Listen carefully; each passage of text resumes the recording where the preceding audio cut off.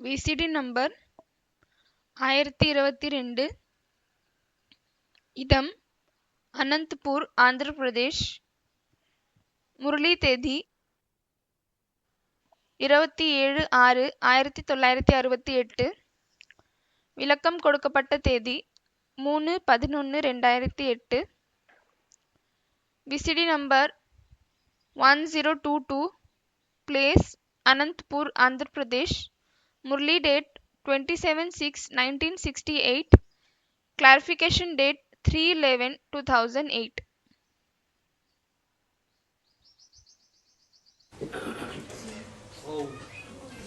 Om Shanti. Class चल रहा था। காலை வகுப்பு நடந்து கொண்டிருந்தது. 27 जून 1968, 27 ஜூன் 68. चौथे पेज के आदि में बात चल रही थी। நான்காவது பக்கத்தில் ஆரம்பத்தில் விஷயம் நடந்து கொண்டிருந்தது. कितने थोड़े पुरुषार्थ करते हैं और फिर उनमें कितने थोड़े पास होते हैं। எவ்வளவு குறைந்த நபர்தான் புருஷார்த்தம் செய்கிறார்கள், பிறகு அதிலும் எவ்வளவு குறைந்த பேர்தான் பாஸ் ஆகுகிறார்கள். फुल पास सिर्फ 8 ही निकलते हैं। முழுமையாக பாஸ் ஆனவர்கள் வெறும் 8 பேர்தான் வெளியே வருகிறார்கள். तो देखो कितनी मेहनत है। ஆகவே பாருங்கள் எவ்வளவு இதுல உழைப்பு இருக்கிறது. अपने से पूछो, தன்னிடம் கேளுங்கள், हमारी बुद्धि की लाइन क्लियर है? நமது புத்தியினுடைய லைன் கிளியராக இருக்கிறதா? एक बात के सिवाय और कोई तो याद नहीं आता। ஒரு தந்தையை தவிர வேறு யாருமே நினைவில் வருவதில்லை இல்லையா? परंतु ये अवस्था होगी पिछाड़ी में। ஆனால் இப்படிப்பட்ட நிலை அப்புறமா தான் ஏற்படும். क्यों? ஏன்?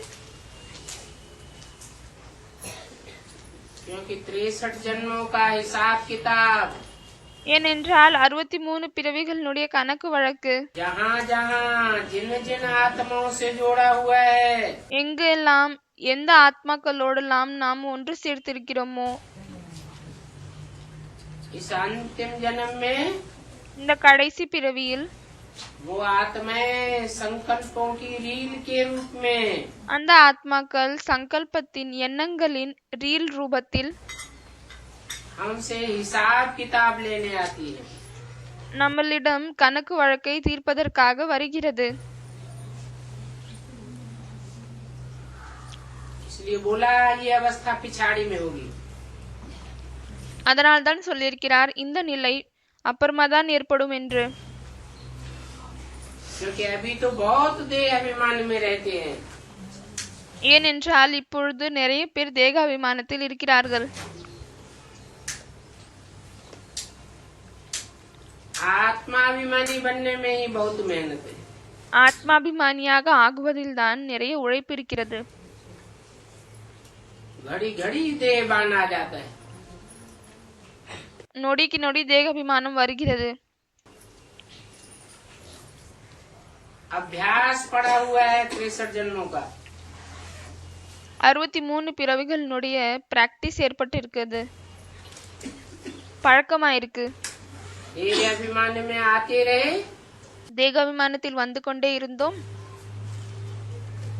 और फिर अनेकों के साथ संबंध जुड़ते रहे। பிறகு நிறைய பேரோடு சம்பந்தத்தை இணைத்து கொண்டே இருந்தோம்.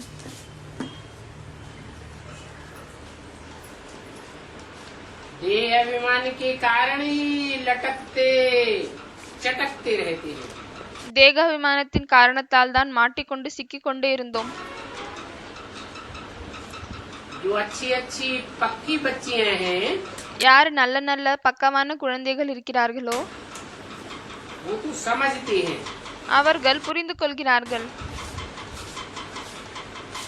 कि हमको तो कोई हाथ भी न लगावे। எங்களை யாருமே கையால் கூட தொடக்கூடாது. क्योंकि पतित ख्यालात वाला होगा तो उसी ख्याल से हाथ लगावेंगे। ஏனென்றால் பதித்தமான எண்ணம் கொண்டவர்களாக இருந்தால் அதே எண்ணத்தோடுதான் நம்மளை தொடுவார்கள். तो समझती हैं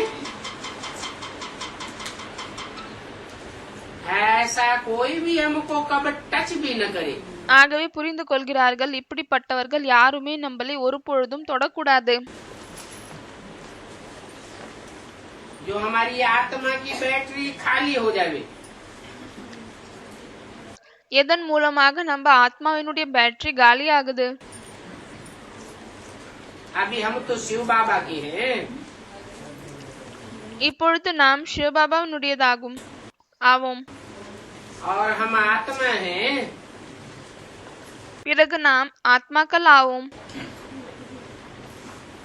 हमारी मन बुद्धि रूपी आत्मा को कोई टच भी न कर सके। நமது மனம் புத்தி ரூபமான ஆத்மாவை யாருமே தொடவும் கூடாது. कोई कोई ऐसे बहुत कड़े होते हैं, இப்படி சிலர் மிகவும் ஸ்ட்ரிக்டாக இருக்கிறார்கள். तो समझना चाहिए ऐसों ऐसों को ஆகவே புரிந்து கொள்ள வேண்டும், இப்படிப்பட்டவர்களை शिव बाबा से बहुत स्नेह है। ஆகவே புரிந்து கொள்ள வேண்டும், இப்படிப்பட்டவர்களுக்கு சிவபாபாவோடு மிகவும் அதிகமாக அன்பு இருக்கிறது. विकार के कारण ये अबलाएं कितनी मार खाती है। விகாரத்திற்காக தான் சக்தி இல்லாத பெண்கள் எவ்வளவு அடி வாங்குகிறார்கள். फिर कोई सूपनखा पूतना भी निकल पड़ती है। சிலர் அதிலையும் சிலர் சூப்புனக்கா பூத்தனா கூட இருக்கிறார்கள்.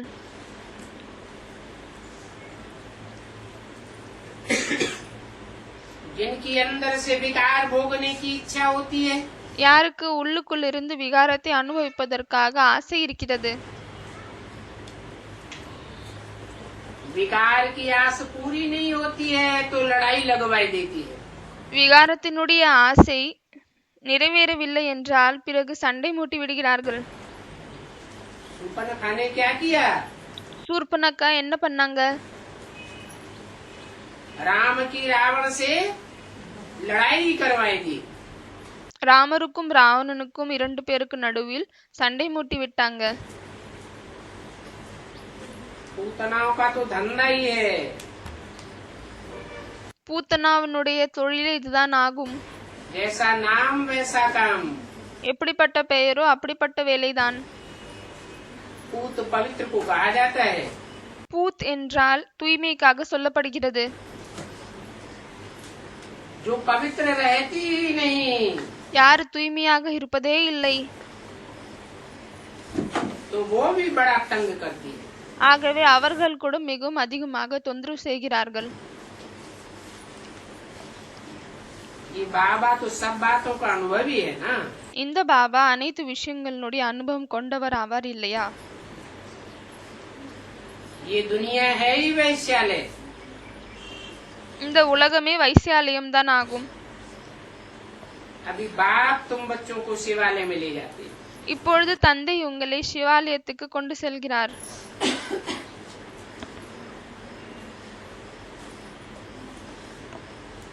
परंतु कब ले जावेंगे? ஆனால் எப்பொழுது கொண்டு செல்வார்? तभी ले जावेंगे जब इस वैश्यालय से तुम्हारा दिल टूट जावे। அப்பொழுதுதான் கொண்டு செல்வார் எப்பொழுது உங்களுடைய மனம் இந்த வைசாலயத்திலிருந்து உடைகிறதோ.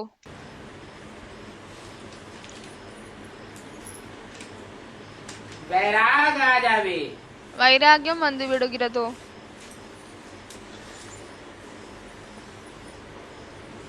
ये तो जरा भी ख्यालात नहीं आना चाहिए। இல்லையானால் கொஞ்சம் கூட இந்த எண்ணமே வரக்கூடாது. गंदे ख्यालात ही नीचे गिराते हैं। கெட்ட கெட்ட எண்ணங்கள் தான் நம்மளை கீழே விழ வைக்கிறது. तभी तुम ऊंच पद पा सकते हो। அப்பொழுதுதான் உங்களால் உயர்ந்த பதவியை அடைய முடியும். ड्रामानुसार டிராமாவின் அடிப்படையில் जिन्होंने कल्प पहले ऊंच पद पाया है, யாரு கல்பத்திற்கு முன்னால் கூட உயர்ந்த பதவியை அடைந்தார்களோ उनका पुरुषार्थ भी ऐसा देखने में आता है। அவர்களுடைய முயற்சி கூட இப்படி பார்ப்பதில் வருகிறது. बाप बैठ समझाते हैं தந்தை அமர்ந்து கொண்டு புரிய வைக்கிறார். कि हमने ये रथ कैसा लिया है, நம்ம இந்த ரதத்தை எப்படி எடுத்துக்கொண்டோம்?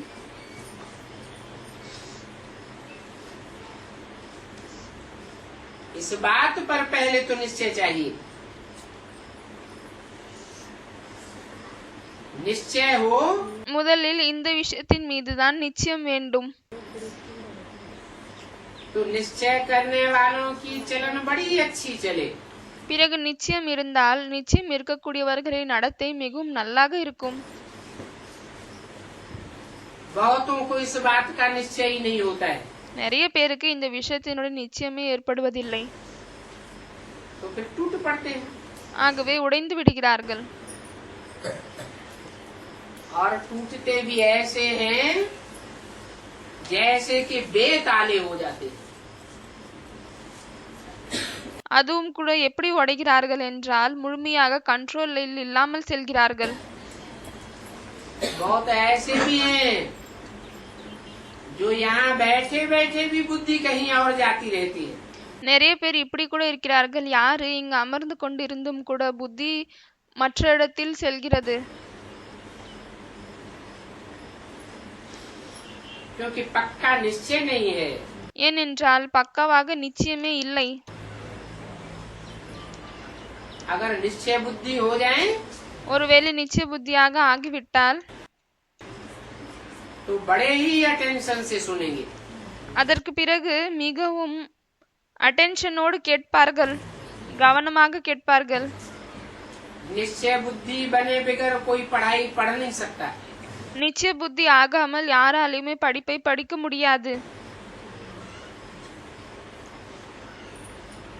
शिव बाबा में निश्चय हो சிவபாபாவில் நிச்சயம் இருக்கிறது. तब बाबा की बोली हुई बातें दिल से लगे। அப்பொழுது பாபாவின் மூலமாக சொல்லப்பட்ட விஷயங்கள் மனதோடு சென்றுவிட்டு மனதை தொடும். इसमें निश्चय हो। யார் மீது நிச்சயம் இருக்கணும்? शिव माने ज्योति बिंदु। சிவன் என்றால் ஒளிப்புள்ளி. मेरी बिंदी का ही नाम शिव है என்னுடைய புள்ளியினுடைய பெயரே சிவன் ஆகும். और बाबा साकार को कहा जाता है। பிறகு பாபா சாகாரத்திற்கு சொல்லப்படுகிறது. साकार और निराकार का मेल शिव बाबा कहा जाता है। சாகார் பிறகு நிராகாரனுடைய இணைந்த ரூபத்தை தான் சிவபாபா என்று சொல்லப்படுகிறது. तो उसमें निश्चय हो, परंतु निश्चय ஆகவே அவரில் நிச்சயம் இருக்கணும். नंबरवार पुरुषार्थ अनुसार है। ஆனால் அந்த நிச்சயம் நம்பர்வார் புருஷார்த்த அனுசார் தான் இருக்கும். புருஷார்த்தத்தின் அடிப்படையில் தான் வரும். फिर कोई कोई बच्चों का तो बहुत लव है। பிறகு சில குழந்தைகளுக்கு நிறைய அன்பு இருக்கிறது. सोचते हैं हम यहाँ ही रह जाए। யோசிக்கிறார்கள், நாங்க இங்கே இருந்து விடணும். जब इतने सभी यहाँ रहते हैं, எப்பொழுது இங்கு இவ்வளவு நிறைய பேர் இருக்கிறார்களோ, परंतु हम भी क्यों नहीं रहे? ஆனால் நாங்க கூட ஏன் இருக்க கூடாது? परंतु बाबा कहते हैं नहीं। ஆனால் தந்தை சொல்கிறார், பாபா சொல்கிறார் இல்லை. जो यहाँ रहते हैं யார் இங்கு இருக்கிறார்களோ उनके साथ तुम रीस क्यों करते हो? அவர்களோடு நீங்கள் ஏன் பொறாமையில் வருகிறீர்கள்? जो यहाँ रहते हैं उनका हिसाब किताब ऐसा है। யார் இங்கு இருக்கிறார்களோ அவர்களுடைய கணக்கு வழக்கு அப்படி இருக்கிறது. जो लौकिक बंधनों से निवृत्त हो गए, அவர்களுடைய கணக்கு வழக்கு அப்படி இருக்கிறது. அதனாலதான் அவர்கள் லௌகீகத்தினுடைய பந்தனத்திலிருந்து அப்பாற்பட்டு வந்து விட்டார்கள். कोई तो सहज सहज निवृत्त हो जाते हैं। சில பேர் மிகவும் எளிதாக அப்பாற்பட்டு செல்கிறார்கள். कोई फिर आने के बाद भी बाहर की दुनिया में बुद्धि लटकी रहती है। பிறகு சிலருக்கு வந்த பிறகு கூட வெளி உலகத்தோடு புத்தி மாட்டிக்கொண்டே இருக்கிறது. तो बाप कहते हैं ஆகவே தந்தை சொல்கிறார், सबको यहाँ नहीं रहना। அனைவருக்கும் இங்கு இருக்கக்கூடாது. अनेक प्रकार के ऐसे ऐसे आते हैं। நிறைய விதமாக இப்படிப்பட்டவர்கள் வருகிறார்கள். कोई तो ऐसे भी समझते हैं சிலர் இப்படி கூட புரிந்து கொள்கிறார்கள். देखें यहाँ किसकी किसकी खातिरी होती है। பார்க்கிறார்கள் இங்கு யாரெல்லாம் எடுத்துக்கொள்கிறார்கள் என்று. किसको आम मिलता है, किसको नहीं मिलता है। சிலருக்கு யாருக்கு மாம்பழம் கிடைக்கிறது, யாருக்கு கிடைக்கவில்லை. किसको अच्छा भोजन मिलता है, किसको नहीं मिलता है। சிலருக்கு நல்ல சாப்பாடு கிடைக்கிறது, சிலருக்கு கிடைப்பதில்லை. सोचना चाहिए। யோசிக்க வேண்டும். भगवान की तो सबके प्रति संभावना होगी। பகவானுக்கு அனைவரோடு சம்பாவனா இருக்கிறது, சமமான பாவனை இருக்கிறது. परंतु फिर संशय आ जाता है। ஆனால் பிறகு சந்தேகம் வந்து விடுகிறது. ऐसा भगवान तो नहीं हो सकता। இப்படிப்பட்டவர் பகவானாக இருக்க முடியாது என்று. ऐसे बहुत हैं இப்படி நிறைய பேர் இருக்கிறார்கள். जो संशय बुद्धि होकर के चले जाते। யாரு சந்தேக புத்தி ஆகிவிட்டு சென்று விடுகிறார்கள். फिर ऐसे भी हैं பிறகு இப்படியும் இருக்கிறார்கள். 2-3 वर्ष में फिर आ जाते हैं। 2 வருஷத்துல இல்லையானால் 3 வருஷத்துல திரும்பவும் வந்து फिर விடுகிறார்கள். पुरुषार्थ करने लग पड़ते हैं। பிறகு திரும்பவும் புருஷார்த்தத்தை செய்ய தொடங்குகிறார்கள். फिर वह पुरानी बातें भूल जाते हैं। பிறகு அந்த பழைய விஷயங்களை மறந்து விடுகிறார்கள்.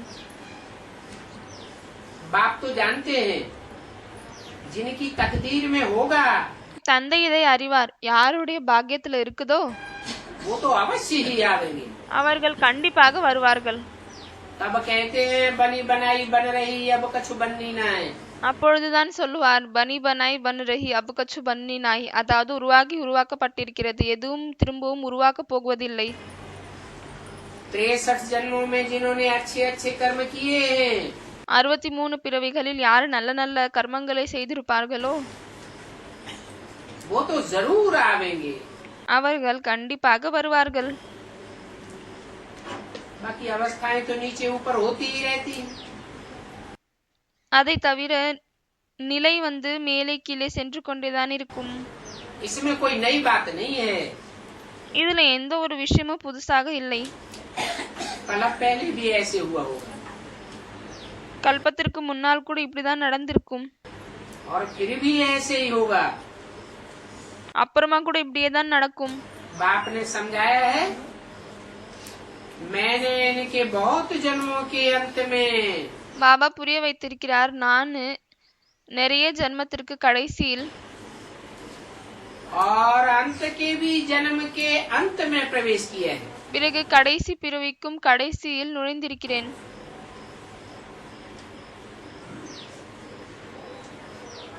इसकी बात बताइए। யாருடைய விஷயத்தை சொல்லியிருக்கிறார்?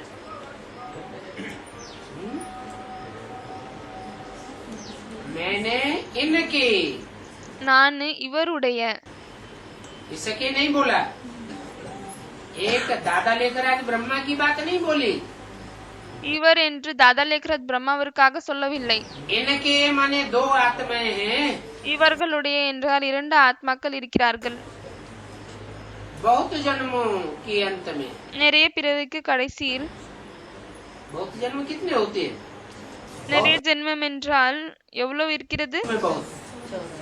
84 जन्मों के அதிகலும் அதிகமாக 84 பிறவிகள் இருக்கிறது. ஆகவே 84 பிறவிகளின் अंत में கடைசியில் और अंत के भी अंत में प्रवेश किया है।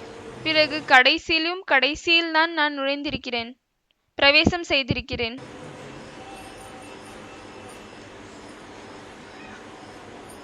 84 जन्म लेने के बाद 84 பிறவி எடுத்த பிறகு 60 वर्ष में वानप्रस्थी अवस्था होती है, 60 வருடத்தில் வானப்பிரஸ்த நிலை வருகிறது.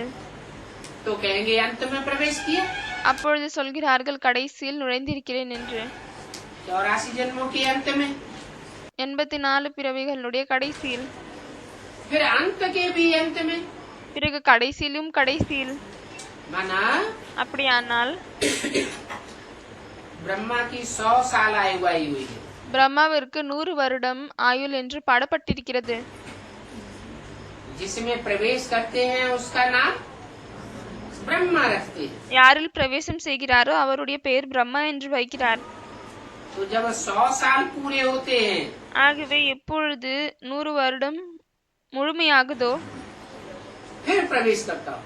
அதற்கு பிறகுதான் பிரவேசம் செய்கிறேன். जबकि तमो प्रधान है, எப்பொழுது அவர் தமப்பிரதானமாக இருக்கிறார். परंतु ये अपने को भगवान तो नहीं कहते हैं। ஆனால் இவர் தன்னை பகவான் என்று சொல்வதில்லை. तमो प्रधान है தமப்பிரதானமாக இருக்கிறார். तो कोई भगवान कैसे मानेगा? அப்பொழுது எப்படி பகவான் என்று யாராலுமே ஏற்றுக்கொள்ள முடியும்? तो समझाते हैं, ஆகவே புரிய வைக்கிறார். इनमें भी पढ़ाने वाला बाप है, இவருக்குள் படிப்பிக்க கூடியவர் தந்தை ஆவார். इसलिए इसको ईश्वरीय पढ़ाई कहा जाता है। அதனால்தான் இதை ஈஸ்வரிய படிப்பு என்று சொல்லப்படுகிறது. ये पढ़ाने वाले नहीं है। இவர் படிப்பிக்க கூடியவர் இல்லை. रामकृष्ण की आत्माएं पढ़ाने वाली नहीं है। ராமர் பிறகு கிருஷ்ணனுடைய ஆத்மாக்கள் படிப்பிக்க கூடியவர்கள் இல்லை. इन्होंने तो 63 जन्म लिए। இவர்கள் 63 பிறப்பை எடுத்திருக்கிறார்கள். 63 जन्मों में 63 பிறவியில் इन्होंने श्रेष्ठ से श्रेष्ठ शासन किया है। இவர்கள் சிரேஷ்டத்திலும் சிரேஷ்டமான ஆட்சியை செய்திருக்கிறார்களா? ऐसे तो कोई नहीं कहेगा, இப்படி யாராலுமே சொல்ல முடியாது. क्योंकि शास्त्रों में तो लिखा हुआ है कि श्रेष्ठ से श्रेष्ठ शासन तो नारायण का हुआ। ஏனென்றால் சாஸ்திரத்தில் எழுதப்பட்டிருக்கிறது சிரேஷ்டத்திலும் சிரேஷ்டமான ஆட்சி நாராயணனுடையதாகும். नर जो नारायण बनता है वो बनता ही तब है जब उसमें बाप प्रवेश करते हैं। நாராயணனிலிருந்து அவர் நாராயணனாக அப்பொழுதுதான் ஆகிறார் எப்பொழுது அவரில் தந்தை நுழைகிறார். तो जो ईश्वर की पढ़ाई पढ़ते हैं वो देवता बनते हैं।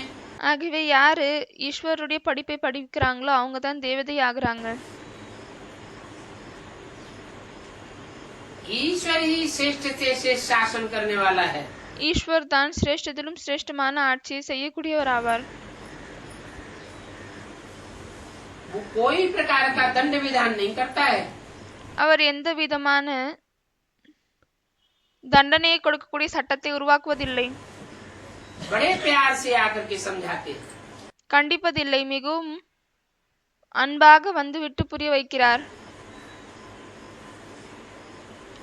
जो नहीं समझते हैं யார் புரிந்து கொள்வதில்லையோ वो तो बाकी ऐसे हैं जैसे जट।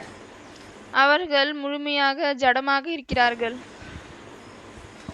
देवताओं के आगे जाकर के उनकी महिमा करते रहते हैं। தேவதைக்கு முன்னால் சென்று விட்டு அவர்களுடைய மகிமை செய்து கொண்டே இருக்கிறார்கள். सर्वगुण संपन्न हो, 16 कला संपूर्ण हो, मैं भिखारी हूँ। நீங்கள் சர்வகுண எல்லா குணத்திலும் நிறைந்தவர்கள், 16 கலை நிறைந்தவர்கள், பிறகு நான் விகாரி ஆவேன். पापी हूँ, चरिया खरिया हूँ। பாவம் செய்திருக்கிறேன், அதே போல் மேட்சாப்ஸ் ஆவேன். अभी बाप कहते हैं ஆகவே இப்பொழுது தந்தை சொல்கிறார், तुम जो भी हो, நீங்கள் யாராக இருந்தாலும் சரி, परंतु अभी तो मैं तुमको इन लक्ष्मी नारायण जैसा बनाता हूँ। இப்பொழுது நான் உங்களை லக்ஷ்மி நாராயணன் போல் ஆக்குகிறேன் இல்லையா? तो मेरी श्रीमत पर चलो। ஆகவே என்னுடைய ஸ்ரீமத்தின் நடங்கள். ये तो जानते हैं कि कल पहले जैसी राजधानी स्थापन हुई है, இதை அறிவீர்கள் என்னவென்றால் கல்பத்திற்கு முன்னால் எப்படி ராஜதானி படைக்கப்பட்டதோ वैसी ही नंबरवार राजधानी स्थापन होगी। அதே போல்தான் நம்பர்வார் ராஜதானி ஸ்தாபனையாகும். राजधानी में तो सब प्रकार के चाहिए। ராஜதானியில் எல்லா விதமானவர்களும் தேவை. राजा भी चाहिए, रानी भी चाहिए, ராஜாவும் தேவை, ராணியும் தேவை. ऊंचे ऊंचे पदाधिकारी भी चाहिए जिन्हें राज्य உயர்ந்த உயர்ந்த பதவி அதிகாரிகளும் தேவை. யாரை अधिकारी कहा जाता है? ராஜ்ய அதிகாரி என்று சொல்லப்படுகிறது. भले राजा तो नहीं होते हैं, பலே ராஜாவாக இல்லைதான், परंतु अकेला राजा राजा ही चलाता है क्या? ஆனால் தனியாக ராஜாவால் ராஜாங்கத்தை நடத்த முடியுமா என்ன? सहयोग में राज्याधिकारी भी तो होते हैं ना। சகயோகியாக ராஜ்ய அதிகாரிகளும் இருக்கிறார்கள் இல்லையா? फिर प्रजा में भी नंबरवार होते हैं। பிறகு பிரஜைகளும் வரிசைகரமாக இருக்கிறார்கள். फर्स्ट क्लास प्रजा, कोई सेकंड क्लास प्रजा, कोई थर्ड फोर्थ क्लास।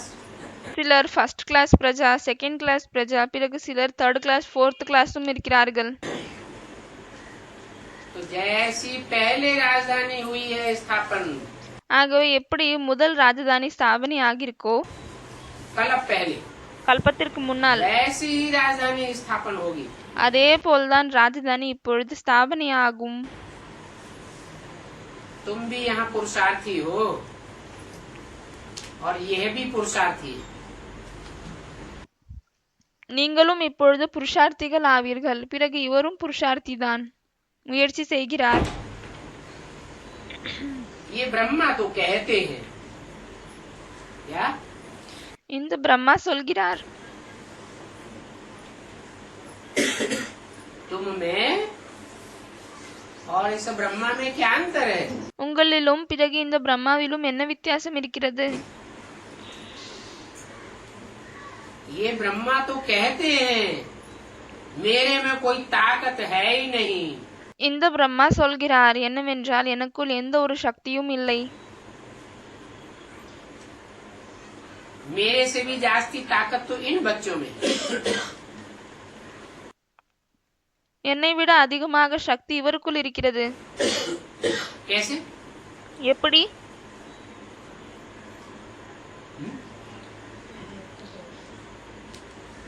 ब्रह्मा से भी जास्ती ताकत बच्चों में है, ऐसे कैसे कहते हैं?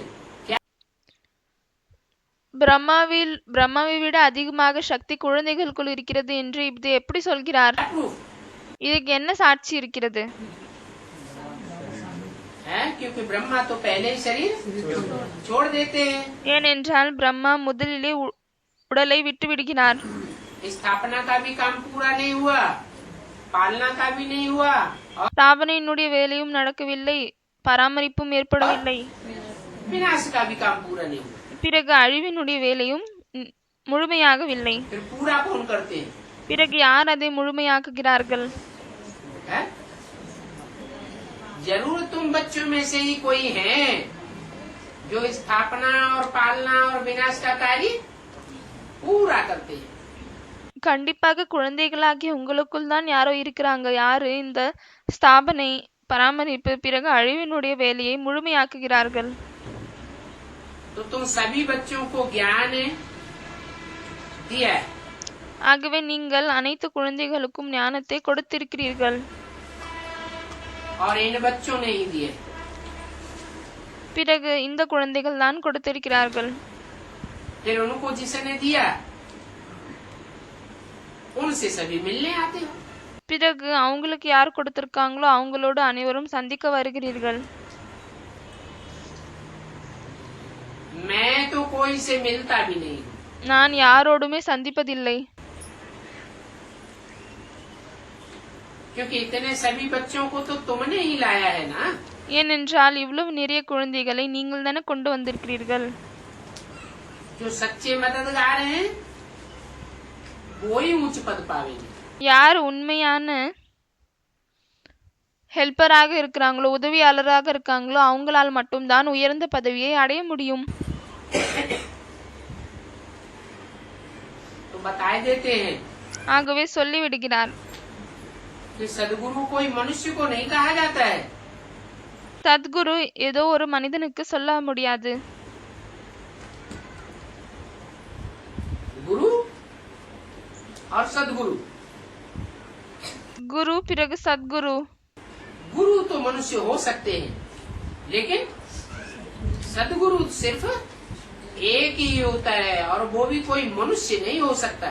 குரு நிறைய பேராக இருக்கலாம், ஆனா சத்குரு ஒருத்தர் தான், அதுவும் அவர் மனிதனாக இருக்க முடியாது. मनु की औलाद को मनुष्य कहा जाता है। மனுவினுடைய குழந்தையை தான் மனுஷ்ய என்று சொல்லப்படுகிறது, மனிதன் என்று சொல்லப்படுகிறது. माना அப்படியானால் मनुष्य अगर सदगुरु हो फिर उसका तो मन चलायमान बना रहेगा। மனிதன் சத்குருவாக இருந்தால் பிறகு அவங்களுடைய மனம் ஓடிக்கொண்டேதான் இருக்கும். फिर उसको कौन मानेगा?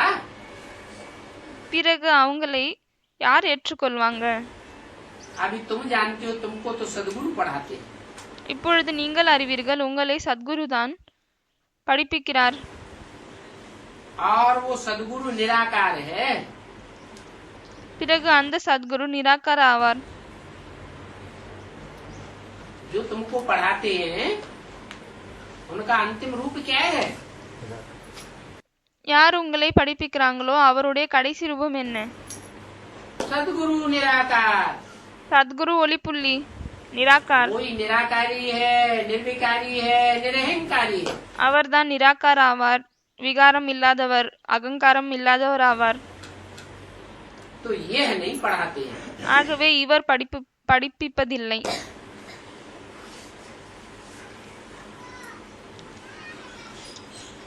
न पढ़ाते हैं न अपन को गुरु कहते हैं। படிப்பிப்பதும் இல்லை, அதேபோல் தன்னை குரு என்றும் சொல்லிக்குவதில்லை. जो अपन को सदगुरु कहलाते हैं யார் தன்னை சத்குரு என்று சொல்லிக் கொள்கிறார்களோ वो तो महान भ्रष्टाचारी हैं। அவர்கள் மிகவும் பெரிய பிரஷ்டச்சாரிகள் ஆவாங்க. कह देते हैं कुत्ते बिल्ले सब में ईश्वर है।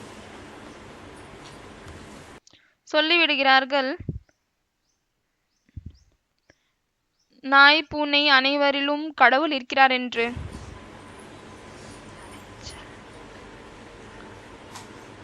अगर सब में ईश्वर है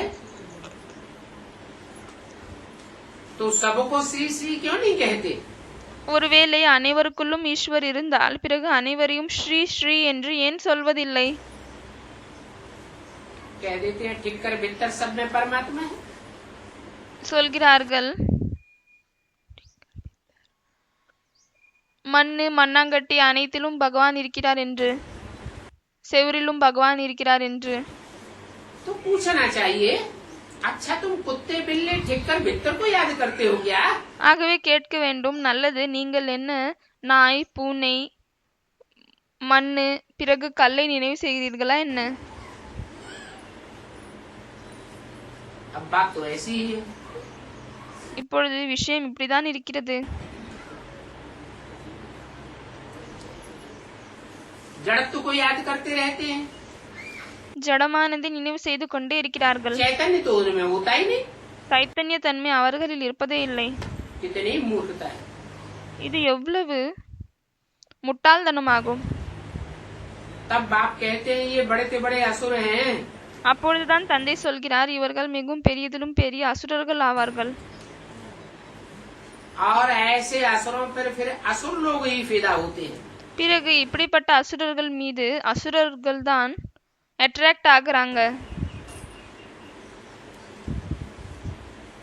फिदा होते हैं तो फिर उनकी सत्या ही नाश हो जाती है।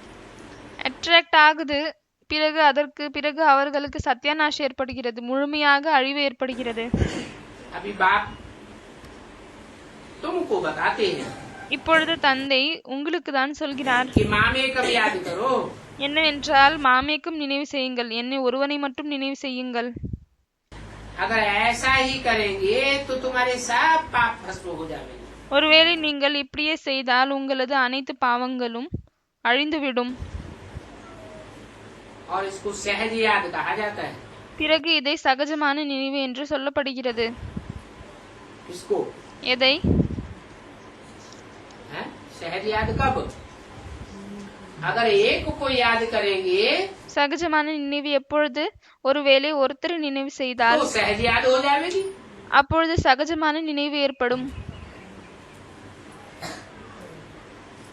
और व्यभिचारी याद करेंगे, अनेकों को याद करेंगे तो याद भी कैसी हो जाएगी?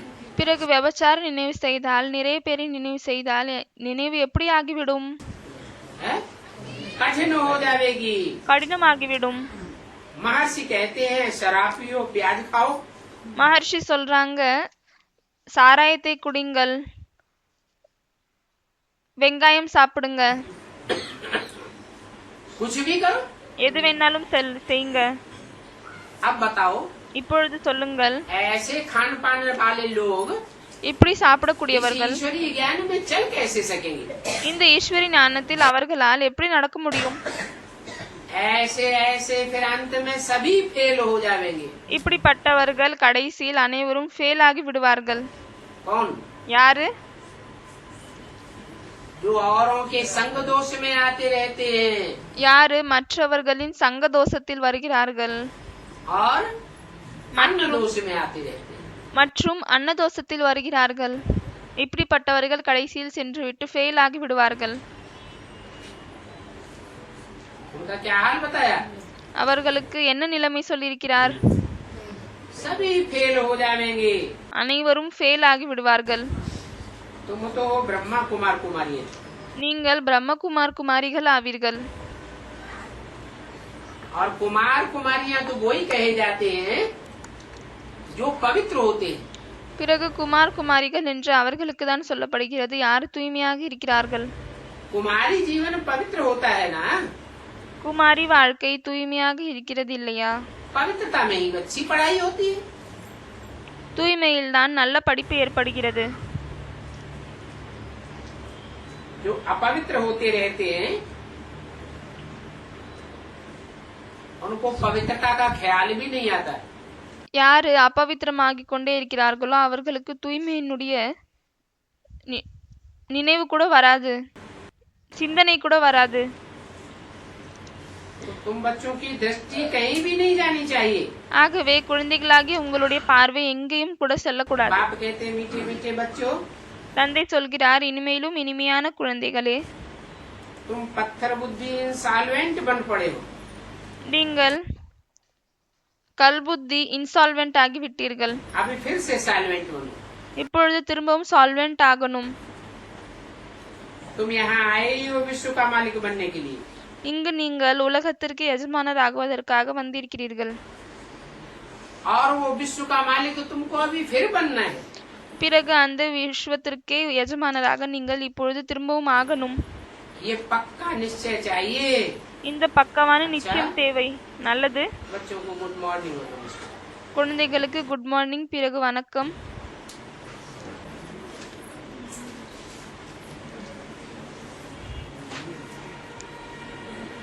अगला रात्रि क्लास है அடுத்த இரவு வகுப்பு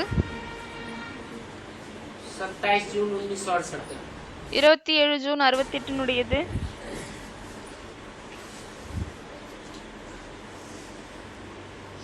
आबू की प्रदर्शनी पूरी हुई।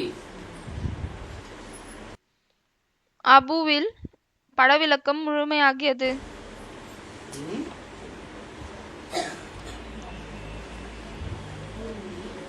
अब प्रदर्शनी नहीं होनी है क्या? இப்பொழுது படவிலக்கம் நடக்காதா என்ன?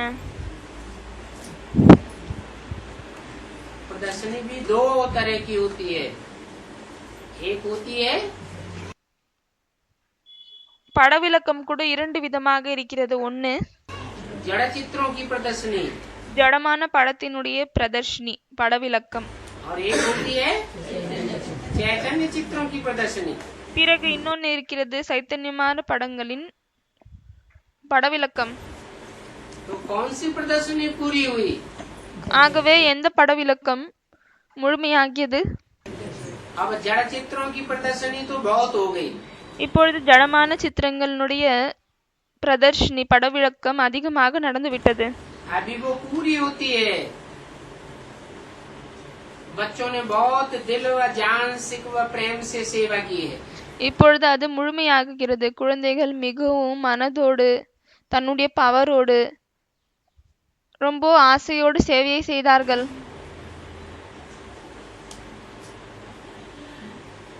पतित दुनिया को पावन बनाने में பतितமான உலகத்தை பாவனமாக்குவதற்காக तुम मेहनत करते हो நீங்கள் தான் உழைக்கிறீர்கள். क्या? என்ன? ज्यादा मेहनत किसमें है?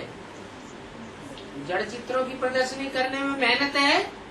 அதிகமாக உழைப்பு எதுல இருக்குது? ஜடமான சித்திரங்களை படவிளக்கம் செய்வதில் இருக்கிறதா? या चैतन्य चित्र बना करके प्रदर्शन करने में मेहनत है। இல்லையானால் சைத்தன்யமான படத்தை உருவாக்கிவிட்டு பிரதர்ஷினி செய்வதில் உழைப்பு இருக்கிறதா? तो तुम बच्चों को पतित दुनिया को पावन बनाने में मेहनत लगती है।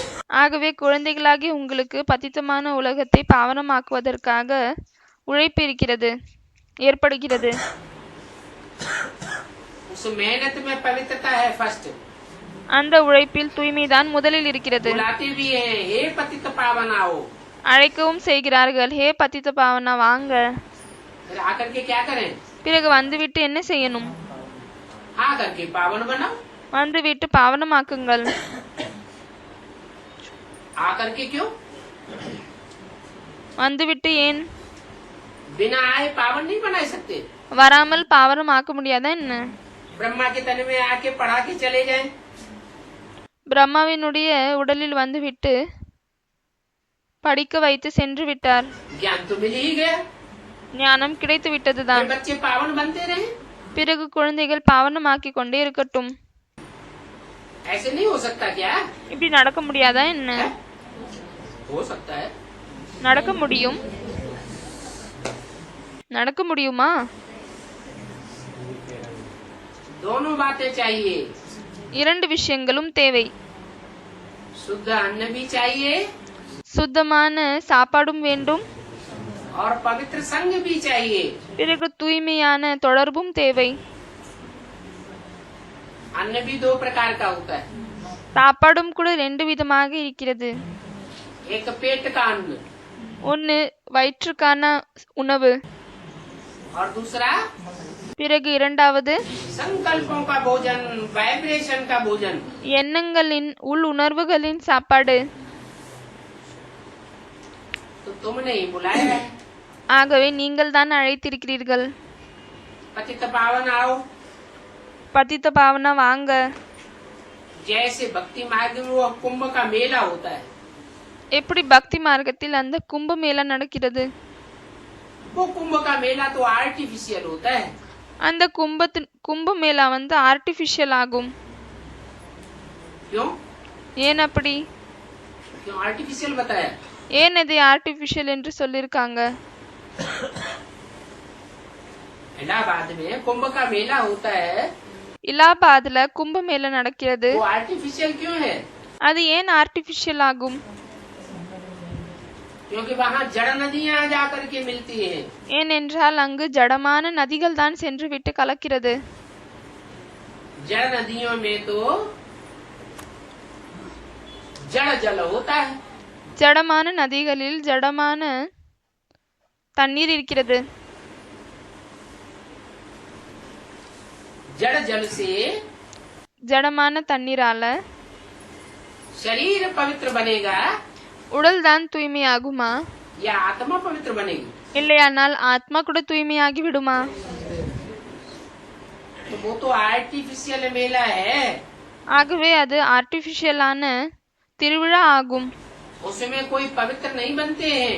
அதுல யாருமே தூய்மை ஆகுவதில்லை. ये तो कुंभ का मेला सच्चा यहाँ होता है, இது உண்மையான கும்பமேளா இங்குதான் நடக்கிறது. जहाँ वास्तव में संसार के सामने दिव्य जन्म गंगा, यमुना, सरस्वती, चैतन्य नदियाँ प्रत्यक्ष होती हैं। எங்கு உண்மையிலே உலகத்திற்கு முன்னால் திவ்யமான நதிகள் கங்கா யமுனா சரஸ்வதி வெளித்தோன்றுகிறார்கள். तो तुम बच्चों को तो सच सच पावन बनना है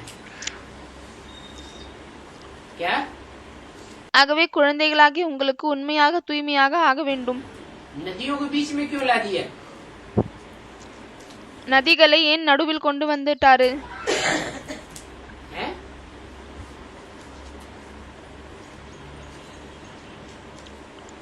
अरे भगवान से पति से पावन बनना है அரே பகவானிடம் இருந்து பத்தித்துல இருந்து பாவனம் ஆகணுமா? या नदियों से पति से पावन बनना है? இல்லையானால் நதிகள் மூலமாக பத்தித்துல இருந்து பாவனம் ஆகணுமா? भगवान से बना, लेकिन भाव भगवान जो आता है वो पुरुष तन में आता है या स्त्री चोले में आता है? பகவானிடம் இருந்துதான் ஆகணும். ஆனால் பகவான் யார் வருகிறாரோ அவர் ஆண் உடலில் வருகிறாரா இல்லையானால் பெண் உடலில் வருகிறாரா? है? और पुरुषों को सबको बताई दिया दुर्योधन दुशासन। பிறகு அனைத்து ஆண்களையும் துரியோதன் துஷாசன் என்று சொல்லிவிட்டார். तो दुर्योधन दुशासनों के मुख से जो सुना हुआ ज्ञान है उससे पावन बनेंगे क्या? ஆகவே துரியோதன் துஷாசன் மூலமாக வாயின் மூலமாக சொல்லப்பட்ட ஞானத்தின் மூலமாக தூய்மை ஆகுவாங்களா என்ன? है? मान लो किसी पुरुष में ब्रह्मा में या शंकर में ஒருவேளை இப்படி பாருங்க, ஏதாவது ஒரு ஆண் பிரம்மாவில் சங்கர்ல शिव भगवान ने प्रवेश किया। சிவ பகவான் நுழைந்தார். शिव तो ज्ञान की बातें ही सुनावेंगे। சிவன் ஞானத்தினுடைய விஷயத்தை தான் சொல்வார். फिर जिस तन में पति तन में प्रवेश करते हैं பிறகு எந்த பतितமான உடலில் நுழைகிறாரோ उस मुख के उस दृष्टि के அந்த வாயின் மூலமாக பார்வையின் மூலமாக वाइब्रेशन अपना काम नहीं करेंगे। முகத்தின் மூலமாக உள்ளுணர்வுகள் தன்னுடைய வேலையை செய்யாதா என்ன? है? श्रद्धा के अनुसार काम जरूर करेंगे। ஸ்ரத்தையின் அடிப்படையில் வேலை கண்டிப்பாக செய்யும். जैसे ब्रह्मा के लिए बोला किसकी गोद में आते हो? எப்படி பிரம்மாவுக்காக சொல்லியிருக்காங்க, யாருடைய மடியில் வருகிறீர்கள்? तो जिन बच्चों की अपनी भावना में था ஆகவே எந்த குழந்தைகளுக்கு தன்னுடைய பாவனை இருந்தது कि हम तो शिव बाबा की गोद में आए, என்னவென்றால் நாங்க சிவபாபாவினுடைய மடியில் வந்திருக்கிறோம். तो उनको कहा पास। ஆகவே அவர்களுக்கு சொன்னார், பாஸ் ஆகிட்டாங்க. और जिनकी बुद्धि में रहा हम ब्रह्मा बाबा की गोद में आए हैं, பிறகு யாருடைய புத்தியில் இருந்தது, நாங்க பிரம்மபாபாவினுடைய மடியில் வந்திருக்கிறோம், तो हो गए फेल।